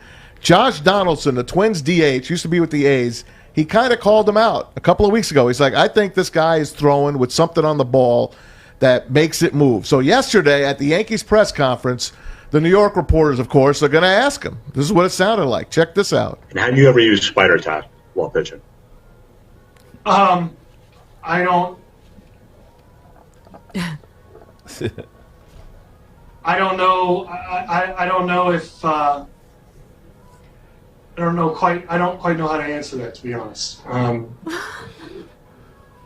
mean, there are customs and practices that have been passed down from older players to younger players, from the last generation of players to this generation of players, and I think there are some things that are certainly out of bounds in that regard, and I've stood pretty firm in terms of that. Pretty firm in terms of the communication between our peers and whatnot. And I, again, like I mentioned earlier, there's, this is important to a lot of people that love the game, and this is including the players in this room, including fans, including teams. And so, if MLB wants to, legislate some more stuff, that's a conversation that we can have, because ultimately we should all be pulling in the same direction on this. This is a guy that played for the Houston Nationals that won the World Series, that were banging trash cans, that had computers underneath their shirts. Yep. Jose Altuve. Matt, before you get any further, Yeah. okay, first of all, Matt, we all know here Maz knows more hockey than I do, right? That's so what I I'm not, he hasn't claimed he knows more baseball than you yet, Rod, but would you consider Garrett Cole the best pitcher in baseball? He is probably top two. DeGrom would be in that same conversation. Okay, thank you very much. Also in New because I York. consider you the baseball expert at the table, so I'll take that for you, people at home. He's country And also, strong. too, the answer for you guys at home, when Garrett Cole, guilty or not, when he says, have you ever used the answer is, what the hell is spider majigga? Yes. That's right there. You don't have to answer anything. I don't care if he did or he didn't. The perception of public opinion is bad. I know. I mean, that's like... That reminded me of don't ever- Harbaugh's comments coming out of the Wolverines about, with everything that's coming out of there, about just no grasp concept of the situation. Do you remember the other dirty word back in the day, Rod? Androstenedion. Yeah, it was. Androstenedion. Yeah, yeah. That was what the steroid was. Yeah. That's what McGuire used, and Barry Bonds used, and Rafael Palmeiro, Pudge, or whoever the hell else used it. Clearly, Garrett Cole is not the only pitcher that is using something. And really, most hitters don't mind if a pitcher uses a little something, a little pine tar, a little stickum, to make sure they've got a good grip You mean like on the Kenny baseball. Rogers in 06? Whatever the case may back be, here, because remember? It was all over his back. guys are throwing 98, 99, 100 miles an hour, and quite frankly, it's harder to hit now than it has ever been. And then you add in the fact that some of these, you brought up, we're going to talk maybe National League, you got pitchers that are trying to hit against guys that are throwing this hard. It's scary right now. Yeah. They have to figure it out. My question to you, Rod, is like you said, does a hitter who's facing 100-mile-an-hour fastballs, because we don't know what it's like, you do you want the pitcher to have more control on the ball so you don't get beamed? So what I took from that is when they do this, it gives them more control. What we hear as a fan is, well, it increases the spin rate and it increases this and the dives and stuff like this. But you brought up a great point. 100 miles an hour as a hitter, I want him to know where he's throwing it. Absolutely. But see, there's a fine line between, cheating and, just wanting to have Pushing a good grip the on the edge. baseball. But obviously, in the last couple of years, I mean, it's been a lot of talk about spin rate, a lot of analytics, a lot of that stuff is going on. And so you have a lot of pitchers that are doing it. And you have guys now throwing harder than they've ever thrown before with unbelievable spin rate. So obviously something is happening. You don't mind, Darren, a guy having, it for just the grip. But then when it's cheating, it's cheating. Right. There's a fine line sort of pushing. So what you're saying is just like we've seen in the NHL playoffs, we've seen in football, where the rules, sort of the line of where the rules has changed. Because I'm sure when you played back in the day, well, the Gaylord Perry, but it was sort of, it was like of like part of your menage. You knew he was doing it, but Gaylord Perry was almost comedy though back in the day because he started reaching here and reaching there. He had Vaseline everywhere. He was a great guy though, man. When I played with the Seattle Mariners, he kind of took me under his wing, and we stayed in the same hotel. He had a teenage daughter, and they played tennis every day. And he asked me to come out and play tennis with him. He was a really good guy. Awesome. Man. Real How about good Phil dude, Negro? He worked it as well. Yeah, well, them guys stayed around a long time. They did. Man. They're You know what I mean? knuckleballers. You know what they say? If you ain't cheating, you ain't trying. That's right. Yeah, right. Now listen, you asked about the hitters, Mac, and I'm going to tell you, Fernando Tatis is top 3 hitter in the game. Yep. The most recognizable player. He don't care about it. But he was on Dan Patrick's show today, and Dan asked him point blank about the pitchers. Wait, Maz, before we go to that, I actually have one more thing about the Garrett Cole video. Yeah, I actually have a clip that I think sums it up quite well, and I want to play it for you right now. Please do. Jerry, just remember, it's not a lie if you believe it. Alex, I couldn't agree more. That was a perfect way. George Costanza telling it like it is. This is Fernando Tatis Jr. on the Dan Patrick Show. What do you make of all of this, the pitchers with putting tacky stuff on the ball? Have you noticed anything with pitchers? Could you tell if they put something sticky on the baseball when they throw it? It's different. It's different. I've seen pitches this year I've never seen in my life. And really? It's hard. It's hard. Yeah, it's hard. It's fastball is hard. When we last left off, you said that you're seeing pitches you've never seen before. Explain that to us. It's just the difference. It's just better pitches, more spin rate. It's just 3 minutes way harder this year to hit. But do you have any problem with pitchers being allowed to use this kind of substance, sticky stuff, to throw? Well, I guess that just depends on the MLB. I'm going by call, you know? Yeah, but do you think it's unfair because you have to face these pitches and the numbers are down for hitters? I mean, everybody's throwing 100 and it feels like, I mean, you got guys throwing no hitters. I mean, it's pretty scary out there, I would imagine, as a hitter. Well, if they allow that, they better expect less from hitters. And that's just a fact. You know? But what can we say? It's just harder, man. It's just harder. That's Fernando. By the way, did you notice that they went from the V-Mix when that was effing up to a phone line? So I just want to let you know, we're not the only show in town. A lot more stuff in their studio than we have in here. That's all I got to say. Rod, you know, hearing somebody else and their response, I feel like his response was very politically correct, right? Like it's up to the MLB and stuff like that. But when everybody's calling it the sticky stuff, it's kind of what it's known as. When it hits the bat, does that slow down the rate of the ball at all and how far it goes? No, I don't think it has anything to do with once the hitter makes contact with the baseball. But what it does is it helps. It used to be where spin rate was just judged when balls stay up in the strike zone. But now you have guys that have high velocity, guys that are throwing 98, 99. And when the ball is getting in the strike zone, it's exploding this way. It's exploding that way. I was listening to Kenley Jansen do an interview yesterday. He was talking about his cutter and his two-seam fastball. He said sometimes he doesn't know whether it's going to go up or go down. And I have to believe that that's probably because of some of what they're using on the baseball.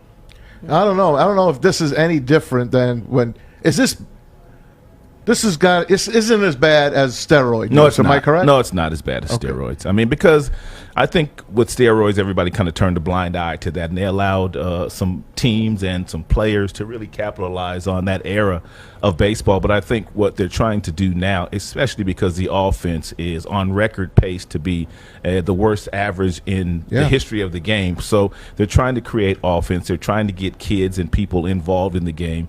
And if they don't start hitting, if they don't start playing some more conventional baseball where you see stolen bases and you see some other things that kind of excite you at the baseball game, they're going to lose a generation of fans. And they don't want to do that. And that's why they're trying to get a handle on why these pitchers are so dominant and trying to figure out a way so they won't be as dominant so some of these guys can start putting the ball in play. Matt, in hockey, there are guys that bend their stick, and how do you cheat in hockey? Fighting.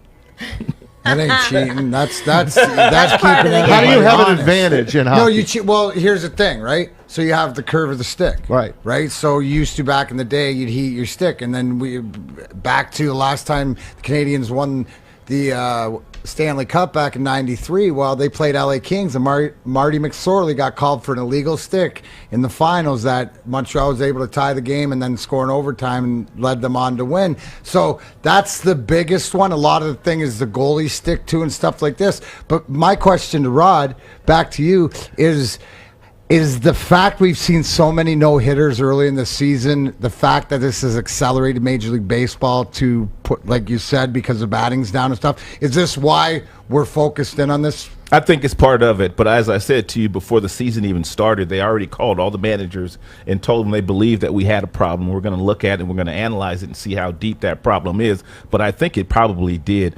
ratch up a little bit with all the no-hitters being thrown at the beginning of the season. And no disrespect to any of the guys that threw a no-hitter, but a lot of them were from guys that you just really had never heard from. And surgery. Tommy guys that surgery, not necessarily had been stuff. known as guys to throw a no-hitter. Well, Spencer Turnbull, right? God bless him and Carlos everything. Rodon. The resilience he showed, hadn't pitched through 7 innings and pitched his first no-hitter. Yeah. So whether yes, no, indifferent, it brings up sort of the question. There's no doubt, as I said earlier, that hitting is very difficult these days, but you still have some guys out there that are able to hit that high velocity. Speaking of that, we saw another highlight from the guys leading the majors, 17th, Shohei Ohtani. Oh, my goodness. Can you speak about it? Because you played in Japan. Right. You played here. He's a dominant starting pitcher also. Is he a true unicorn, or is this something that could we see this could call him start whatever a hybrid? you want to call him, man. Does it give kids a different option, or what do you see? No, you're not going to see this again. I mean, there might be a few guys out there, and there have been a couple of guys that have been known to be really good college hitters and really good college pitchers, but nothing at this level. This guy throws 100 miles an hour, and he also hits a baseball 470, 480 feet, and he can steal bases. He can run the bases. He can play the outfield. This guy's a freak of nature. Baseball's never seen anybody like Shohei Ohtani, and every time that he's on television, if I was you and you're a baseball fan, I would stop and watch him because you're seeing somebody that's spectacular. No one's ever seen anybody like this before. And then you got Joe Madden pulling the string. So Joe Madden comes out and he does double switches. He puts him in the outfield, takes him off the hill, puts him in the outfield, keeps him in the lineup, and then he could put him back at pitcher if he wants. He could do Isn't that. Something? He would never do that with Shohei because his arm is just way too precious. Can you imagine if he really concentrated on one phase of the game, whether it be pitching or hitting, how good this guy would be? But it's just not his power and his pitching power. This guy is a really good baseball player. He can run. Compare him with Ichiro. Oh, I like Shohei better, I think, even though Ichiro was a musician with that bat and he could play some defense and he could steal some bases and he was must-see TV. I would still have to go with Shohei Ohtani. Even though I've watched Ichiro for 15 years, me making the choice on Ohtani being here just for a small sample size, I would go Ohtani. Hey, plenty more to talk about with Rod Allen. He's here. He's country strong. We got him in from Arizona, especially for today. We're talking Tigers and a lot of other stuff when we come back on The Hook on Woodward Sports Network. Welcome back to The Hook on Woodward Sports Network. We've got Rod Allen joining us here in studio. Great stuff. We're so excited to have you here. Thanks so much again. It's a blast. I'm having a great time. The time. But it is warm in here, right? It's very warm in here. What are you guys talking about? Rod wasn't dressed for this. Look, here. Rod is in a long sleeve terry cloth hoodie. I mean, the guy dresses to the nines, but you know. Yeah. Well, that's because you told me you're broadcasting from outside. We are, but we're used to this. Yeah. Hey, we're used to this. I used to watch it, when he'd come into work, up at Comerica Park, he'd be in his beautiful suit, always dressed to the nines. Him and Mario were great TV to watch. We miss you guys here in town. Speaking of the Tigers, and I know you still hold them near and dear to your heart. Obviously, you played on that 84 World Series. Before I talk about the new Tigers, tell me about that old 84 Tiger team. Well, it was special, and you're talking about a guy that that came over in '94, and I didn't really know a lot of those guys at the beginning of spring training because I was in minor league spring training when it started. But I played well enough to get across the street, and that's where I started to meet guys like Alan Trammell and Kirk Gibson and Chet Lemon and Whitaker, and I already known Sparky Anderson because I played on a championship team, and we went to the World Series back in '76. So I met him before, but just getting a chance to get in the locker room with those guys and such professionals, led by Sparky Anderson, and then having that start 35-5. I mean, it's obviously something that will go down as one of the best accomplishments in all sports. I mean, it was just something? It was every day you went to the ballpark, you just felt like you were going to win. It didn't matter who was pitching. It was incredible. What a ride. It was incredible. Who ended it again? Do you remember? Who ended Who did we lose? Seattle, wasn't it? I think it was. was. We swept the Angels. That's right. You went into Seattle. They weren't a very good team. And you got swept by them. Yeah, got swept in Seattle. Man. All right, how about these new Tigers? Glad you always leave it positive, man. I just asked a trivia question. That's just a trivia question to me. Before you start asking about the new Tigers, what is the biggest difference that you feel from baseball then and baseball today? Well, I just think that the game obviously is different. I mean, you back then you had 9 guys on the field, and you had 9 guys playing positions like shortstop and second base and your outfield positions. Now you got guys that are all over the place. All your guys, hitters, are trying to hit home runs, whether they're power hitters or not. I mean, there's an uphill swing, and you also have pitchers, and you have organizations that pattern themselves on numbers and different things like that. So I just think the game's changed a lot in that regard. Some will say it's better, some might not say that, but the game continues to evolve. But those are some of the differences from when I played. Hey, Detroit Dabber 313 on our social media says his favorite thing of the '84 Tigers was when Sparky Anderson was chatting out to Kirk Gibson, and he was like, "He don't want to walk you. He don't want to walk you. Goose Gossage don't want to walk you." And then one pitch later, he hit it out. There it goes. And Sparky did it all. I mean, he did it all. Yeah, Sparky was an unbelievable manager. He was a great communicator, and he's one of the main reasons why that team went on to win that World Series and were so good while he was here. He was unbelievable. We had Jim Leland. We had him on last week. Yeah. We had him on because of the imperfect game that you were a part of. Yeah. For Armando Galarraga. Right. Take us back to that day, man. I mean, really special. Yeah. I mean, obviously, Armando wasn't really having a great year, but that particular evening, he was just cool, calm, and collected. I mean, his two-seamer had a lot of tilt. He had a good breaking ball. The Indians had no chance whatsoever. I mean, Gruzzalonic comes up in the 9th inning, hits that ball to center field, and Jackson runs it down. I jump out of my seat, and I scared Mario by screaming, "Oh, Jackson." He looked over at me like I was crazy, and he was able to finish his call. Now, usually, I don't like to step on the play-by-play guy because that's his call. But when Jackson made that catch, that was all I could think was, "Oh, Jackson." And I just stood up and went from there to a couple plays later, the Donaldson play at first base, not getting the call there by Jim Joyce. But just the emotion of that entire inning was crazy. But then the next day, when I got to the ballpark, and I knew Jim Joyce from our minor league days. He was a minor league umpire when I was a minor league player, so I knew him personally. And I saw him walking into the ballpark that day, and I could tell he had been crying all night. I think his mom lived in Toledo. And I gave him a big hug, man. I told him, "You're going to be all right." And he was still crying. He just hit me on my chest, man. And it was a very special moment for me to give him that hug. But then for Armando to take the lineup card out, and just the way it was all orchestrated, I don't know. I mean, obviously, he would have loved to have the perfect game, but I think he gets more run out of it by not throwing it. You're not kidding. We have an anniversary, right? Yeah. You're right. You're absolutely right.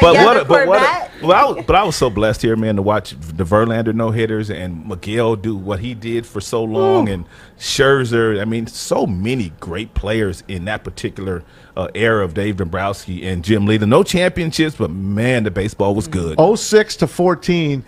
You couldn't have. I had the best job in the country. What a deal! I had the best job in the country. I mean, that was such a special team here in Detroit. Every night. What a team! $3 million a night. What is it you see? We were talking managers and stuff. What the job that AJ Hinch is doing? Because you'll have a little bit more insight of the direction, but it seems like they're trying to get a foundation in place. He's a great manager. He's a great individual. He checks all the boxes. I mean, he was a player.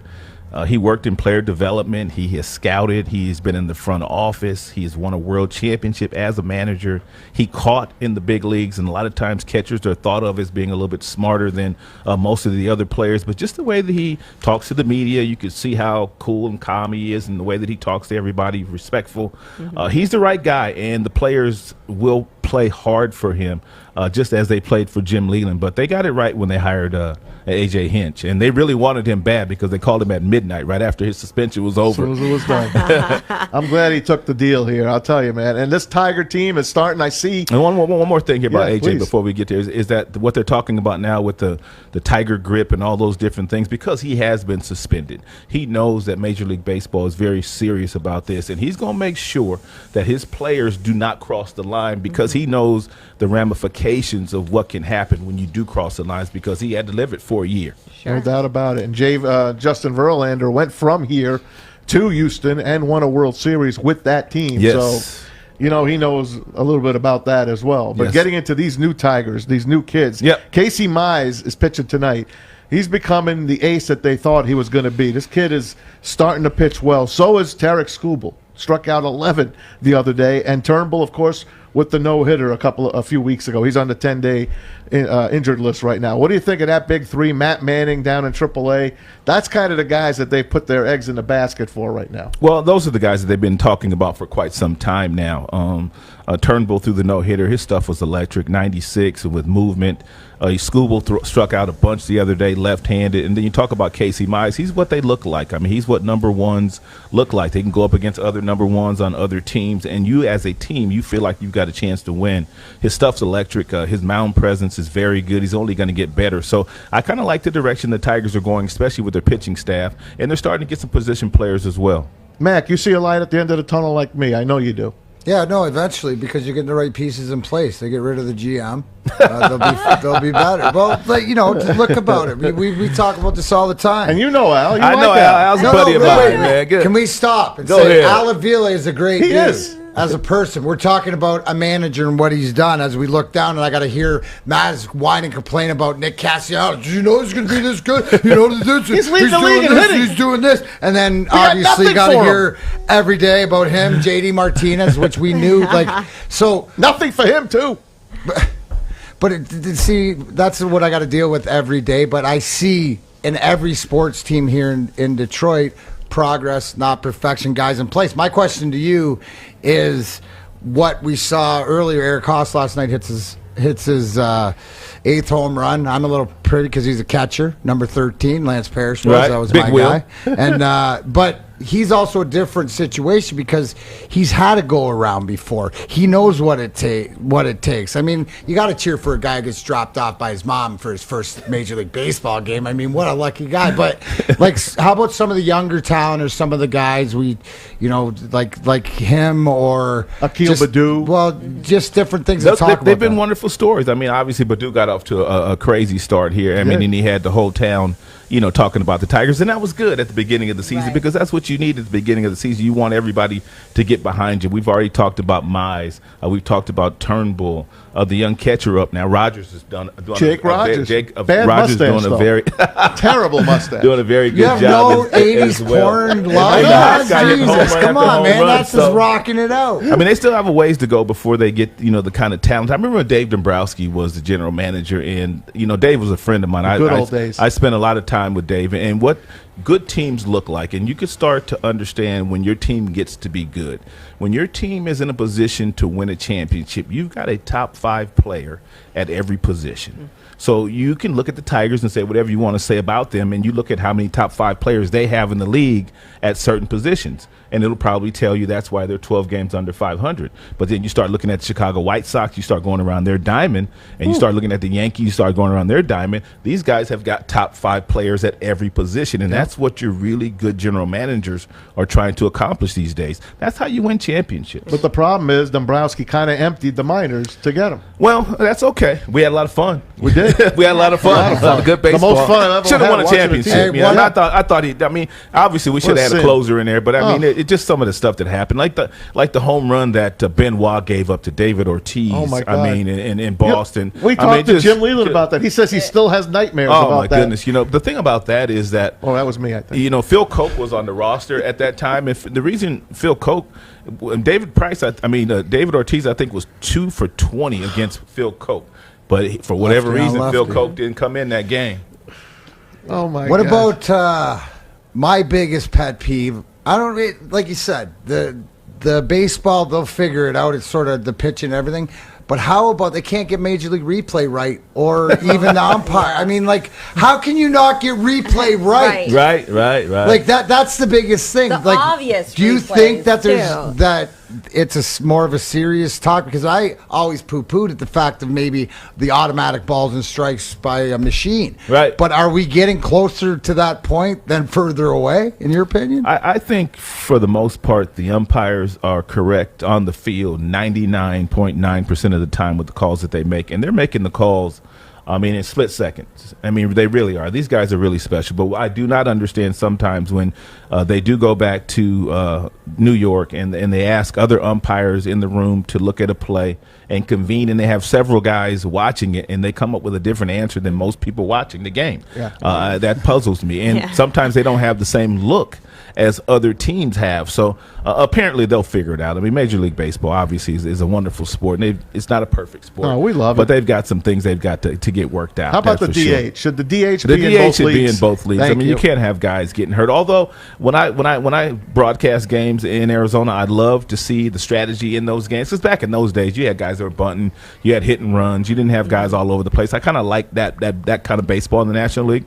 It wasn't that way in the American League. You had more mashers, more guys like the Yankees, all the Tigers teams, they power hitters, Boston power hitters. So I kind of enjoyed it, but now it's time to have the no doubt. the DH. And what do you in think both of the leagues. new rule in the extra innings? I that like they're the putting one. a runner I on like second? I like the runner on second base. You do. I don't necessarily want to 'cause you watch. could get out 15. the Sometimes ballpark. I I don't forget. necessarily want to watch 15, 16 innings. know. I think it's cool. Sometimes 9 I'm innings. sitting Put a there. guy on second base and let's win the game. And the way pitchers are throwing now, you might be playing for 3 hours for 5 know. more hours because you Yeah. can't hit them guys in the bullpen. I'm just sitting there sometimes watching a game, and I forget that there's a runner at second. I'm like, how the hell did he get the second? That happens still to this. And there was a Tony La Russa messed up again. some guys still don't know all the rules. You know what I mean? He's a Hall of Famer, though. I know. Hey, we got to let you go before you sweat your way out. No, of here. we're good, man. We're Fish good. has a quick question for you. We'll let Fish get in a quick question. Hey, Rod, it's Sam Fisher. People call me Fish here. I applaud you because we have another show with Drake Bell and Sean Baligian, and those losers have to have the air on during their show. Really? Yes. Wow. Wait, why do they get to have the air on? Joyce This I insists. didn't know.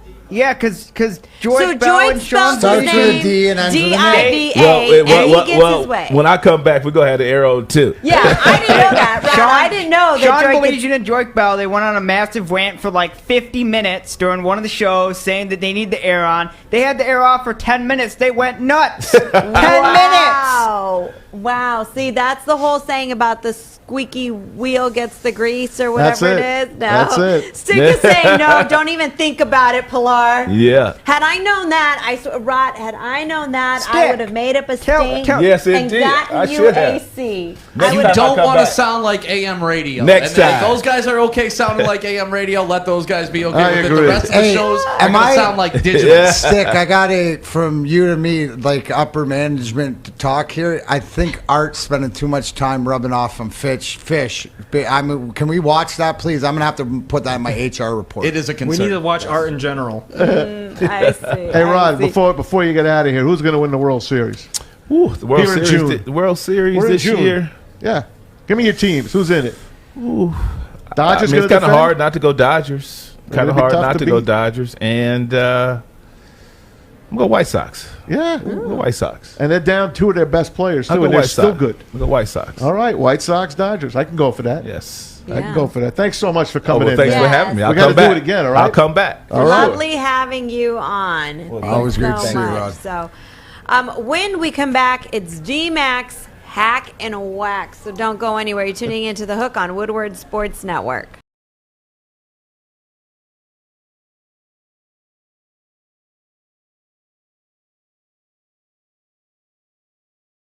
Welcome back to The Hook on Woodward Sports Network, Detroit's all-digital sports network, live from my bookie studios. All right, guys, we have got Kevin Iole joining us from Yahoo Sports.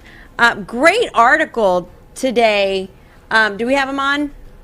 Let's put him on. All right. Hey, Kevin, welcome to the show. Hey, Kev. Hey, great You're like article. a that you regular have. guest now, man. I'm sorry. We tap you every week. We appreciate I you. apologize. Man. A lot going on in the fight game. A lot. I mean, it's now. I don't even want to call it the fight game. I don't even want to call this boxing anymore. I think it just needs to be called celebrity exhibitions. I can't call this boxing and sleep well at night. When's this going to end?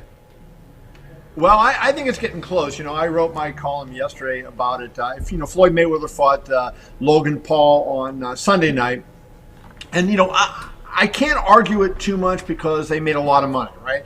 And if you get the athletes making a lot of money, that's ultimately at the end of the day what it's about. But we also have to remember the public, and the way they make the money is from the public buying the tickets. And did the public get their money's worth out of something like this, or not just that event, but all these events that have been going on? And I think that there's some bad things that can happen as you go forward in these things. But I think the public is going to start to lose interest in this. There's not a lot of compelling opponents for them, and at some point they seem to be picking through kind of UFC retreads, right? Trying to find UFC fighters that are out of the UFC but still able to fight, and they're trying to do that and have them box. But I think at some point, that well is going to dry up, and the public's interest is, because I think the greatest amount of interest in this is in the Paul's brothers fan bases, which are mostly, young kids, 15 and younger. And, how long do they stay with it before they lose interest in seeing these guys fight? I don't think it's going to be a long time.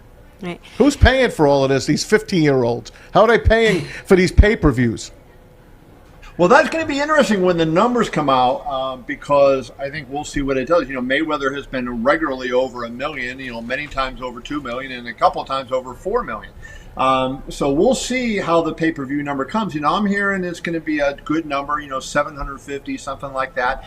Still early to come up with an actual number, but it's, may not be the kind of number that, you're used to Mayweather getting, which would suggest that, as Dana White told me the other day, a lot of this is, Ben thievery. These younger kids who are the audience for the Paul brothers know how to steal the signal and do steal the signal.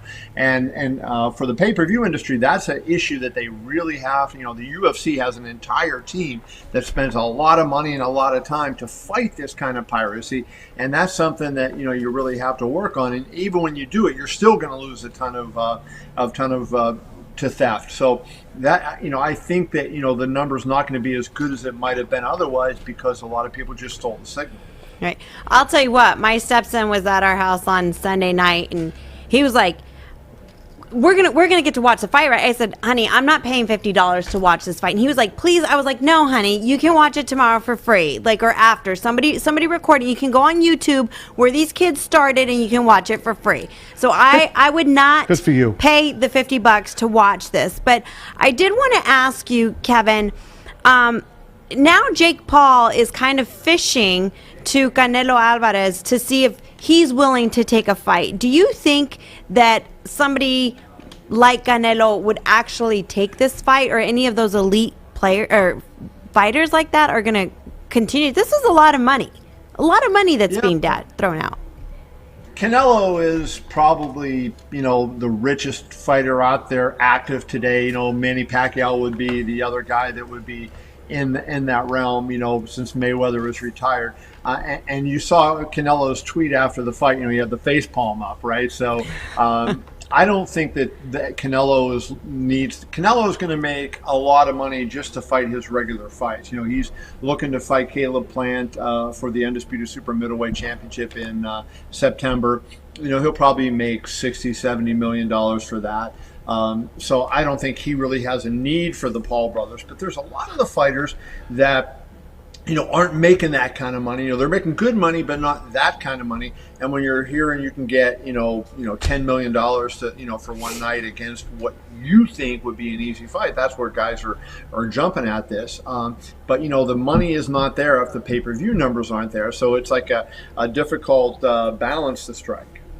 So, Kevin, my question is along the same lines to Pilar's teenage person, but is this because whatever the celebrity game or whatever this is all about, as the Pauls have proven, the numbers game, and is there something out there as far as, because you're getting a younger audience into the boxing rings, probably not for the guys like us and Mads that we just watched Lennox Lewis' anniversary of knocking out Mike Tyson.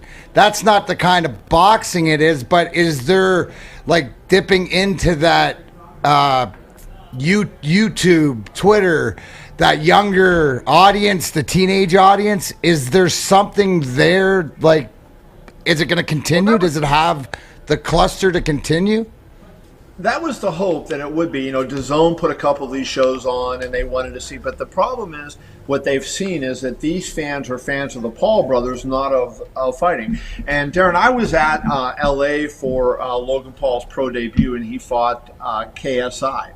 And on that particular fight, there was a lot of YouTube stars in the audience, and so you saw the kids in the crowd at Staples, and they weren't watching any of the fights that were in the ring, including some good fights that were going on. They were looking in the crowd and pointing to their parents that, here comes this YouTube star, here comes this YouTube star, and they could have cared less about what was going on in the ring. The only time they paid attention to the ring was when Logan Paul was in there. So I don't know that they're converting any of these people to boxing fans. If they were doing it, it's great, because certainly that's one thing. Boxing wants to get a younger demographic. MMA has that young demographic, and boxing has dropped as ESPN in particular has put fights on free basic cable. You're seeing the demographic drop, and they're starting to watch it, but it's still a little bit older than the MMA demographic.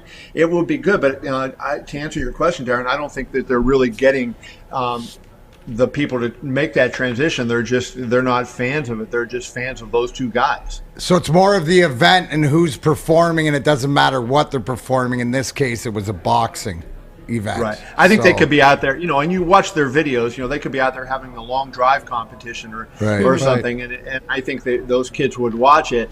And that's sort of how they made their popularity. They did outrageous things on video, like in stuff that, we would never do. And you go, oh my God, look at this crazy thing they're doing. And so that was it's a big stunt to get into boxing. You're challenging all these tough boxers and everything. And so, it was just an outrageous thing that appealed to that audience that follows them. Kevin Iole joins us, Yahoo Sports, boxing, MMA expert, reporter, one of the best in the biz. I wanted to ask you about I really didn't want to talk about this fight at all because I think it was a farce, but during the fight, quote unquote, Mayweather, did he not hold up Paul from falling down on his ass?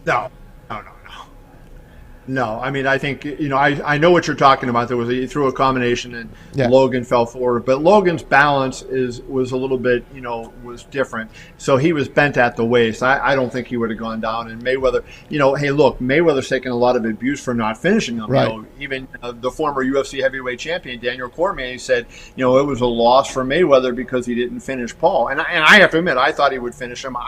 The fight was playing out exactly like I thought it would. He would goof around and not do much the first couple of rounds, and I thought maybe around the fifth round he would start throwing some punches, land something, and knock Logan out. But he never seemed like he wanted to do that. And I did think he hurt Logan once or twice in the fight, but I never thought Logan was. I saw the clip, and Logan actually put an explanation of it out too. That people were thinking that he was, and Mayweather held him up. I don't think that was the case. I think he might have been wobbled a little bit at that point, but I don't think he was close to going down. Okay, I got his haterade. I got one for you here. Speaking of haterade, I'm not a big fan of Mayweather's. I know everyone thinks he's the greatest boxer since sliced from bread. Around there. Nonetheless, he is the best ever. But I want your expert opinion. Your Mount Fuji of boxers, your whatever you want to call it, your Mount Rushmore of boxers. Ali, Frazier, Sugar Ray Robinson, Sugar Ray Leonard, Durant, Hearns. Where's this guy? Well, if we're gonna talk Mount Rushmore, and that's not just the greatest fighters. There's going to be a different group of fighters out there than if we're talking the 4 or 5 best fighters of all time. I mean, to me, number one best fighter of all time, far and away, no question about it, Sugar Ray Robinson. Wow, I think over clearly Ali? the best. Over Ali? Over Ali, of course. Over Ali, of course. Wow. I think the number 2 best of all time would be Henry Armstrong, who actually fought Robinson. Henry Armstrong did something. Imagine this: he was a featherweight. He won the featherweight title, moved up. He won the lightweight title, still holding the featherweight title. Then he moved up again, won the welterweight title while he was a 126-pounder, and moved up a fourth time, and he fought for the middleweight championship. This was at a time when there was 8 divisions in boxing. So if he would have won the middleweight fight, he would have had half of the titles in boxing. And Armstrong ended up fighting to a draw in the middleweight title fight. So he actually held 3 weight classes at the same time. So Armstrong was incredible. Then there's some argument on who else you can put in there. Certainly, I think Ali would be in the top 5. Now, if you're talking, like accomplishments and everything, Ali is going to be number 1 on the Mount Rushmore, for just how big he was in the sport and went over. But I think the best fighter of all time, no question about it, was Sugar Ray Robinson.